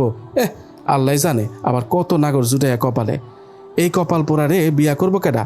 নেহাত আমার নাতি হেরে পছন্দ করছে, হের লেগে কইছি, নাইলে এরম একখান নষ্টা মাইয়ারে আমার নাতির বউ করার লেগা আমার ঠেহা পড়ে নাই সেমরি। এত তিক্ত কথা শুনে গা পিত্তি জ্বলে ওঠে আমার। উঠে দাঁড়িয়ে কিছু বলতে যাব তার আগে সৈকত ভাইয়া আমাকে চোখ দিয়ে ইশারা করে কিছু বলতে নিষেধ করলো, যার জন্য আমি চুপচাপ তার পাশে গিয়ে দাঁড়াই। দাদির চিৎকারে ইতোমধ্যে ড্রয়িং রুমে অনেক মানুষই জড়ো হয়েছে, তার মধ্যে শৈবালও আছে। সে এখনও বুঝতে পারছে না কাকে কি বলা হয়েছে, তাই সে চুপচাপই দাঁড়িয়ে রইল। সৈকত ভাইয়া বলল, আপনার নাতির চরিত্র কত ভালো সেটা খুব ভালো করে জানা আছে আমার। এমন কোনো অসৎ কাজ নাই যেটা আপনার নাতি করে নাই। আবার কোন মুখে আপনি আপনার নাতির জন্য আমার বোনকে সিলেক্ট করেন? তাছাড়া আপনি জানেন ও যে বিবাহিত? এতক্ষণে শৈবাল হয়তো কিছু আঁচ করেছে, তাই সে হঠাৎ করে হুঙ্কার ছেড়ে বলল, কে কি বলেছে তুহাকে? কার এত বড় সাহস হলো আমার বউকে উল্টাপাল্টা কথা শোনানোর? জিভ টেনে ছিঁড়ে ফেলবো একদম। তার হুঙ্কারে ড্রয়িং রুমের সবাই কেঁপে ওঠে। মিহা আপু মিনমিন করে বলল, দাদিমা, রিজু ভাইয়ের জন্য তুহাকে দেখতে আসছে। তারপরে কি সব কথা বলছে সে। মিহা আপুর কথাটা যেন আগুনে ঘি ঢালার মতো কাজ করেছে তাদের দুই ভাইয়ের মাঝে। সবসময় চুপচাপ থাকা সৈকত ভাই কতগুলো বিশ্রী গালি দিয়ে বলল, ওই শালা কুত্তার বাচ্চাকে আমরা দুই ভাই মিলে পিটিয়ে সোজা করতে পারি না? শালারে সামনে পাইলে খুন করব আমি। অতিরিক্ত উত্তেজিত হয়ে কথাগুলো বলে ফেলে সৈকত ভাইয়া। তার কথা শুনে ড্রয়িং রুমের সকলেই চমকে ওঠে। আমি নিজেও হালকা চমকে উঠে তার দিকে তাকাই। শৈবাল দাঁতে দাঁত চেপে বলল, যে বাড়িতে আমার বউয়ের বিন্দুমাত্র রেসপেক্ট নাই ওই বাড়িতে কখনো থাকবো না আমি। আর কখনো এই শৈবালকে এ বাড়ি মুখ করতে পারবে না তোমরা। কথাটা বলতে বলতে আমার হাত ধরে বের হয়ে যায় শৈবাল। আমাদের পিছু পিছু অনেকে বাড়ি থেকে বের হয়ে এসে আমাদের বাধা দেওয়ার চেষ্টা করেও কাজের কাজ কিছুই হয় না। বড় আম্মু চুপচাপ দাঁড়িয়ে দেখছে, কি বলবে ভেবে পাচ্ছে না তারা। শৈবালকে অতিরিক্ত রেগে যেতে দেখে সৈকত ভাইয়াও চলে আসে আমাদের সাথে। এতক্ষণ শান্ত থাকলেও প্রিয় মানুষের সান্নিধ্য পেতেই আমার সব কান্না দলা পাকিয়ে আসে। সহ্য করতে না পেরে ডুকরে কেঁদে উঠি আমি। নিজেকে শূন্যে ভাসতে দেখে ফট করে চোখ খুলে ফেলি আমি। মাথাটা প্রচুর ব্যথা করছে। কান্না করতে করতে কখন যে শৈবালের বুকে ঘুমিয়ে পড়ি খেয়ালই করিনি। চারদিকে তাকিয়ে বোঝার চেষ্টা করছি আমি কোথায় আছি। তখন দেখলাম শৈবালের কোলে আছি। এটা দেখে লজ্জায় তার বুকে মুখ লুকাই আমি। সে আমাকে বেডে শুইয়ে দিয়ে বলল, ঘুমাও, বেশি মাথা ব্যথা করছে বউ। আমি তার মুখের দিকে তাকাতেই নিজের সব কষ্ট নিমিষেই ভুলে গেলাম। মোহনীয় গলায় বললাম, বেশি না, হালকা ব্যথা করছে। ঠিক আছে ঘুমাও, আমি কপালটা হালকা ম্যাসাজ করে দিচ্ছি, ভালো লাগবে তোমার। সেই ঘটনা 3 মাস পর। এই 3 মাসে অনেক কিছুর পরিবর্তন ঘটে, বদলে যায় অনেক কিছু। তারপর থেকে আমি নিজেকে আরও বেশি গুটিয়ে নিই। অনেকটা ডিপ্রেশনে চলে যায়, যার কারণে আমার পাবলিক ভার্সিটিতে নাম আসে নাই। আব্বু আমাকে একটা প্রাইভেট ভার্সিটিতে ভর্তি করিয়ে দেয়। এতে আমি আরও হতাশ হয়ে পড়ি। আমার মতো অপায়া অভাগাকে দিয়ে কিছুই হবে না, এমন একটা কথাই মাথায় ঢুকে যায়। সবাই আমাকে অনেকভাবে সামলানোর চেষ্টা করলেও আমি আরও বেশি গুটিয়ে নিই নিজেকে। আমার অবস্থা দেখে শৈবাল ভীষণ রেগে যায় আমার ওপর। তার কথা হচ্ছে, হার জিত নিয়েই মানুষের জীবন। তুমি যদি জীবনে হেরে যাওয়ার স্বাদ না পাও তাহলে জীবনের মূল্য তুমি বুঝবে না। পাবলিকে চান্স না পেলেই যে তোমার দ্বারা কিছু হবে না এমন কথা কোথাও লেখা নেই। তাছাড়া তোমার উপর দিয়ে যেসব ঝড় যাচ্ছে তুমি তা সামলাতেই হিমশিম খাচ্ছ। সেখানে লেখাপড়া সামলানো আরও কঠিন। তাই বলে যে এভাবে নিজেকে গুটিয়ে নিবে, এটা কেমন কথা? আমি তখন কোনো কথা না বলে চুপচাপ কথাগুলো শুনে যাই। এসব কোনো কথাই আমার ওপর প্রভাব পড়ছে না। বিয়েতে যাওয়ার কারণেই আমার এই অবস্থা বলে মনে করছে সবাই। ইতিপূর্বে শৈবালের মাস্টার্স লাস্ট ইয়ারের পরীক্ষা শেষ হয়েছে। বড় আব্বু শৈবালকে বলেছে এখন থেকে হায়ার এডুকেশনের জন্য অ্যাব্রোড যাওয়ার প্রস্তুতি নেওয়ার জন্য, কিন্তু সে নাকচ করে দিয়েছে। তার কথা হচ্ছে, আমি এখন থেকে বাবার ব্যবসা দেখব, কোথাও যেতে চাই না আমি। ইতিমধ্যে সে বড় আব্বুর অফিসে যাওয়া শুরু করে দিয়েছে। সন্ধ্যার পর হালকা নাস্তা করে এসে বারান্দায় বসে আছি উদাস মুখে। হালকা ঠোঁট কামড়ে ভাবছি শৈবালের সাথে সবকিছু ঠিক করে নিব। মানুষটার সাথে এই কয়েক মাসে অদৃশ্য একটা দেওয়ালের মতো সৃষ্টি হয়েছে। একাকী থাকতেই ভালো লাগছে, তাই তার সাথেও তেমন কথা হয় না। তুহা রুমে আসো। শৈবালের ডাকে ধ্যান ভাঙে আমার। একটা দীর্ঘশ্বাস ফেলে রুমে আসি। ডিভানে হেলান দিয়ে বসে আছে সে। তার ক্লান্ত মুখখানা দেখে আমার অনেক মায়া লাগে, প্রচুর। তার পাশে গিয়ে চুলের ভাঁজে হাত ঢুকিয়ে হালকা টেনে দিতে দিতে বললাম, কি হয়েছে, খুব ক্লান্ত লাগছে? শৈবাল অবাক হয়ে আমার দিকে তাকায়। সে হয়তো আমার এত স্বাভাবিক ব্যবহার হজম করতে পারছে না। না পারাটাই স্বাভাবিক। যার সাথে এতদিন যোজন যোজন দূরত্বগুলো যে শেষ করলাম তাতেই অবাক হয়তো সে। আমার দিকে তাকিয়ে তৃপ্তির হাসি হেসে বলল, জানো তুহা, আমার জীবনে একটা পরী আছে যে ম্যাজিকের মতো আমার জীবনের ক্লান্তি সকল সমস্যার সমাধান করে দেয়। আমি তার দিকে উৎসুক দৃষ্টিতে তাকিয়ে আছি। অতঃপর তার কথার মর্মার্থ বুঝতেই চোখ বুজে ফেলি আমি। আর ছোট্ট ছোট্ট কথাগুলো মনে অদ্ভুত শিহরণ জাগিয়ে তোলে। আমি নিজের ঠোঁট কামড়ে রেখে বললাম, আপনি ফ্রেশ হয়ে আসুন, আমি আপনার জন্য কফি নিয়ে আসছি। কথাটা বলে তার উত্তরের অপেক্ষা না করে চলে আসি বাহিরে। একটা মেরুন রঙের শাড়ি পরে হালকা একটু সেজে হাতে লাল রঙের চুড়ি পরে নিই। নিজেকে আয়নায় দেখে নিজেই চিনতে পারছি না। বাহবা দিচ্ছি নিজেকে নিজে ভেবেই একটু মুচকি হাসলাম। আমার এত খুশি থাকার অবশ্যই কারণ আছে। শৈবাল বলেছে আজ নাকি আমাকে নিয়ে ঘুরতে বের হবে, তাই এত সাজগোজ। অবশ্যই সে নিজেই শাড়ি সিলেক্ট করে দিয়ে গেছে সকালে অফিসে যাওয়ার সময়। আজকে কোনো স্পেশাল ডে মনে পড়ছে না আমার। হঠাৎ ফোনে টুংটাং আওয়াজ পেতেই ফোন হাতে নিয়ে দেখে শৈবালের মেসেজ। সে নিচে অপেক্ষা করছে আমার জন্য। মেসেজটা দেখে নিজেকে আবার আয়নায় পরখ করে নিয়ে এক হাতে শাড়ির কুচিগুলো উঁচু করে বের হই রুম থেকে। ছোট মায়ের সামনে দিয়ে যাওয়ার সময় সে বলল, ইসরে তুহা, তোকে একেবারে নতুন বউয়ের মতো লাগছে। সত্যি করে বলতো, আজ তোর বিয়ে নাকি কারোর সাথে? ছোট মায়ের কথা শুনে আমি থতমত খেয়ে তার দিকে পিটপিট করে তাকাতেই আম্মু সহ বাকি সবাই হেসে ওঠে। একটু পর ছোট মা নিজেও হেসে ওঠে। নিচে যা, তোর জন্য অপেক্ষা করছে ছেলেটা। আমি নিচের দিকে তাকিয়ে হালকা হেসে ফেলি। তারপর আম্মুকে বলে বেরিয়ে পড়ি। ঘর থেকে বের হয়ে দেখি আশেপাশে কোথাও শৈবাল নেই। গাড়ির পাশে হেলান দিয়ে তানিম ভাইয়া দাঁড়িয়ে। আমি তানিম ভাইয়ার সামনে গিয়ে জিজ্ঞাসা করি, আপনার বন্ধু কোথায় ভাইয়া? শৈবাল তোমাকে নিয়ে যেতে বলেছে। ও ওখানেই আছে, গাড়িতে ওঠো। গাড়িতে উঠতে উঠতে শৈবালকে মেসেজ দিতেই সেও একই কথা বলল। 2 ঘন্টা গাড়ি চলার পরে একটা একতলা বাড়ির সামনে গাড়ি থামে। আমি তানিম ভাইয়ের দিকে তাকাতে সে বলল, তুমি ভেতরে যাও, আমি গাড়ি পার্ক করে আসছি। জানি না হঠাৎ কেন জানি মনের মাঝে একরাশ ভয় এসে হানা দিয়েছে। শৈবালকে যত মেসেজ করি নো রিপ্লাই। ফোন করার পরও সে ফোন তুলছে না। এই মুহূর্তে আমার কান্না পাচ্ছে প্রচুর। নিজেকে কোনো মতে দমিয়ে রেখে বাড়ির দিকে এগিয়ে যাই। একটা খুব পুরনো বাড়ি মনে হচ্ছে। চারিদিকে তেমন কোনো বাড়িঘর দেখা যাচ্ছে না। আমি ভয়ে ভয়ে বাড়ির ভেতরে পা রাখতেই আমার মুখটা হা হয়ে যায়। অবাক দৃষ্টিতে চারিদিকটা দেখছি। চারিদিকে কি সুন্দর লাল নীল সাদা মরিচা বাতি জ্বলছে। বাড়িটা বাহির থেকে যতটা পুরাতন মনে হয়েছে, ভেতরে ঢুকতেই তার ঠিক উল্টো ধারণাটা মাথায় আসলো। পুরো বাড়িটা কি সুন্দর করে সাজানো। চোখ ধাঁধিয়ে যাচ্ছে আমার। চোখ বন্ধ করে এই সৌন্দর্য উপভোগ করছি। হঠাৎ মনে হলো পেছনে কিছু শব্দ শুনতে পাচ্ছি। পেছনে ঘুরতে দেখি আমার সামনে হাঁটু ভেঙে বসে আছে, তার হাতে একটা ডায়মন্ডের রিং। আমাকে তার দিকে তাকাতে দেখে সে বলল, আমি একটা সহজ সরল মেয়েকে মন দিয়েছি, আরও 2 বছর আগেই, সদ্য এসএসসি দেওয়া একটা মেয়েকে। সেদিন ছোট মামার সাথে কেন্দ্রে গিয়েছিলাম একটা কাজে। সেখানে প্রথম প্রেয়সীকে দেখেছিলাম। তার মাঝে আমি মন হারিয়েছি। তারপর তাকে আর কখনো দেখিনি। সেদিনই ছিল তার শেষ পরীক্ষা। আজকের এই দিনে আমি তাকে প্রথম দেখেছিলাম। মাঝখানে 2 বছর কেটে গেল। আমার মনে সে ছিল কারণেই তোমাকে বিয়ে করতে আপত্তি করেছিলাম। কিন্তু যখন আমার কাজিনের জায়গায় নিজের প্রেয়সীকে দেখি, তখন সকল দ্বিধা কেটে যায়। মনে একরাশ মুগ্ধতা আর বিস্ময় কাজ করছিল। আমার প্রেয়সীকে নিজের করে পাওয়ার আনন্দ। আমি তাকে সময় দিয়েছিলাম আমাকে মেনে নেওয়া বা আমার সাথে মানিয়ে নেওয়ার।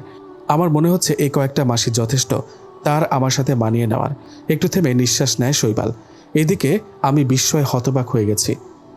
শৈবাল আমাকে আগে থেকেই চেনে, এটা কখনো বুঝতেই পারিনি আমি।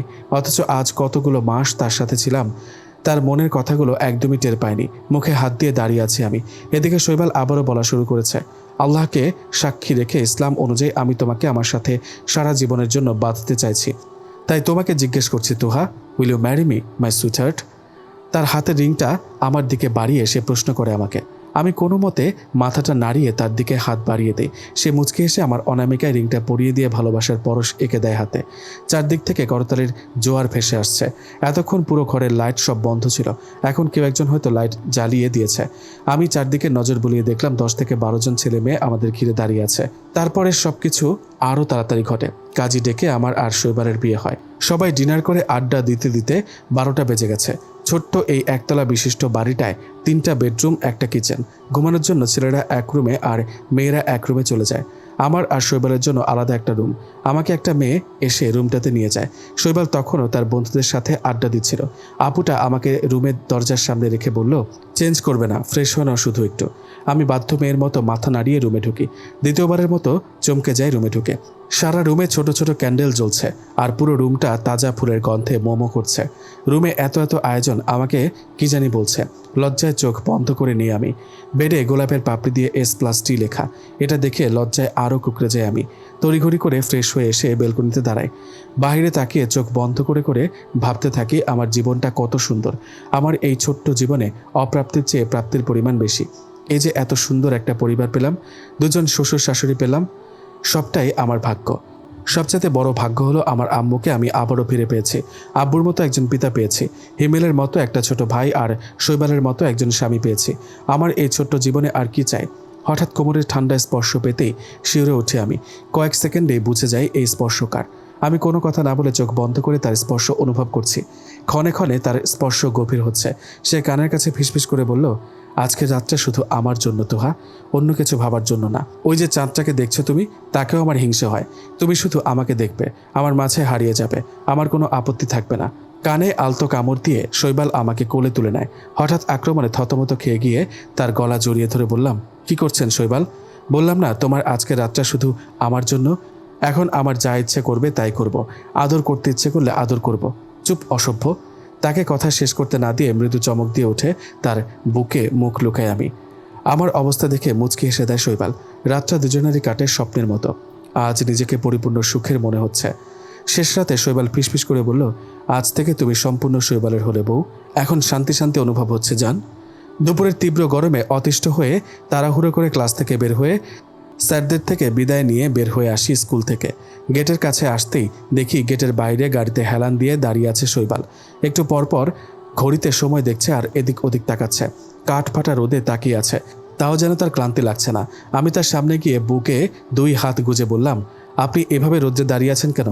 আল্লাহ, খারাপ লাগছে না আপনার? এভাবে দাঁড়িয়ে বাইরে অপেক্ষা না করে গাড়িতে বসলে কি হতো? ঠোঁট এলিয়ে হাসে শৈবাল।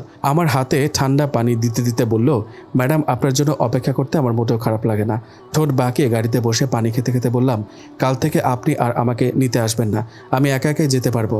সে গাড়ি স্টার্ট দিতে দিতে আমার দিকে চোখ গরম করে তাকিয়ে বলল, ঠ্যাং ভেঙে দিব ধরে, ফাজিল মেয়ে। তোমাকে এসব নিয়ে ভাবতে বলেছে কেউ? নিজের চরকা তেল দাও। আমার বউকে আমি নিতে আসবো, তোমার বাপের কি?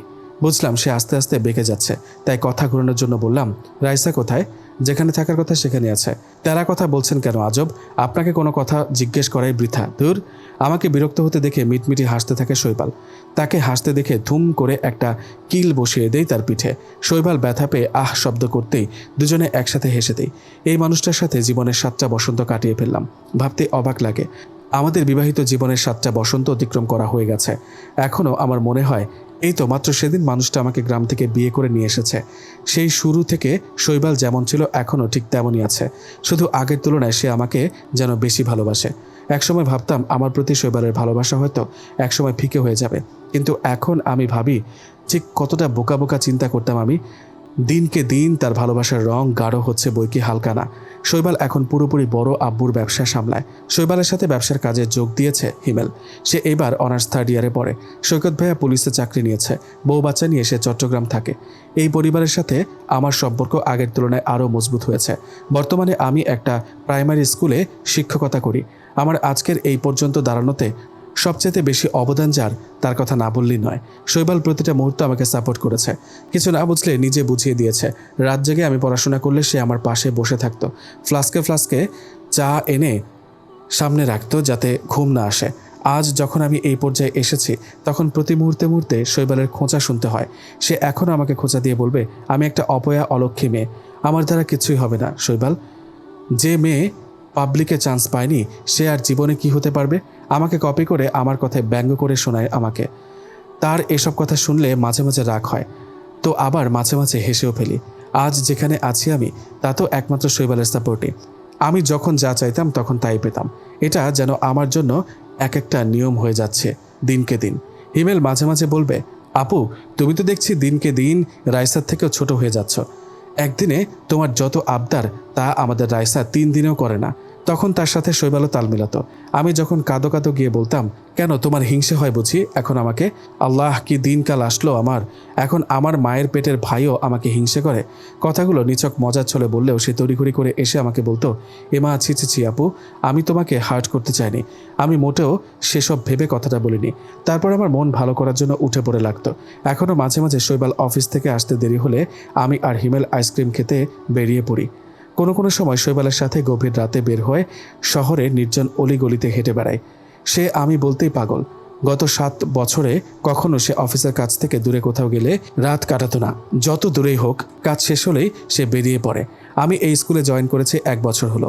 এই 1 বছরে এমন কোনো দিন ছিল না আমি স্কুলে আসছি আর শৈবাল নিতে আসেনি আমাকে। যত ব্যস্তই থাকুক সে, আমার জন্য এক্সট্রা সময় সে বের করে নিবেই। তার এসব পাগলামি দেখে মাঝে মাঝে অনেক তৃপ্তি পাই আমি। ভালো লাগার পরশ ছুঁয়ে যায় মনে। গাড়ি ব্রেক করায় পড়তে পড়তেও নিয়ে নিজেকে সামলে নিই। সামনে তাকিয়ে দেখে আমাদের ছোট্ট সোনামণি মাঝ রাস্তায় দাঁড়িয়ে। বাড়ি থেকে হালকা দূরে আছি আমরা। হয়তো আমাদের আসতে দেরি দেখে রাইসা রাস্তায় চলে আসছে, কিন্তু কেউ তার সাথে আসেনি।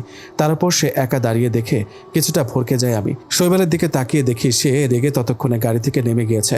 আমি তাড়াতাড়ি গাড়ি থেকে নেমে রাইসার দিকে এগিয়ে যাই। সমস্যা কি তোমার? কতদিন তোমাকে নিষেধ করেছি এভাবে রাস্তায় এসে কার জন্য অপেক্ষা করবে না? কথা কানে যায় না তোমার? শৈবালের ধমক খেয়ে আমার 4 বছরের ছোট্ট মেয়ে ভ্যা ভ্যা করে কেঁদে দেয়। আমি গিয়ে তাকে বুকে আগলে নিয়ে শৈবালকে বললাম, আহা, বকছেন কেন মেয়েটাকে? ওর এখনও সেসব বোঝার মতো বয়স হয়েছে নাকি? তুমি যেমন হাতে পায়ে নাচো, তোমার মেয়েও তোমার থেকে কম যায় না। কথাটা বলে রাগে ফুঁসতে ফুঁসতে সে হাঁটা ধরে বাড়ির পথে। এদিকে আমি রাইসার কান্না থামানোর জন্য নানা ধরনের কথা বলে অতঃপর কান্না থামিয়ে একটা স্বস্তির নিঃশ্বাস ফেলি। ড্রয়িং রুমে পা রাখতে দেখি শৈবাল সবাইকে কথা শোনাচ্ছে রাইসা এভাবে বাইরে যাওয়ার জন্য। তখন ছোট মা বলল, শৈবাল, রাইসা এতক্ষণ আমাদের কাছে ছিল, কখন যে সবার চোখ ফাঁকি দিয়ে বের হয়েছে খেয়াল করিনি কেউ। আমিও শৈবালকে শান্ত হতে বলি, কারণ এখানে সত্যি কারো দোষ নেই। রাইসা অনেক দুরন্ত একটা মেয়ে। বাপ চাচাদের হলে আর কাউকেই লাগে না, সারাক্ষণ হিমেলের গলা জড়িয়ে বসে থাকে।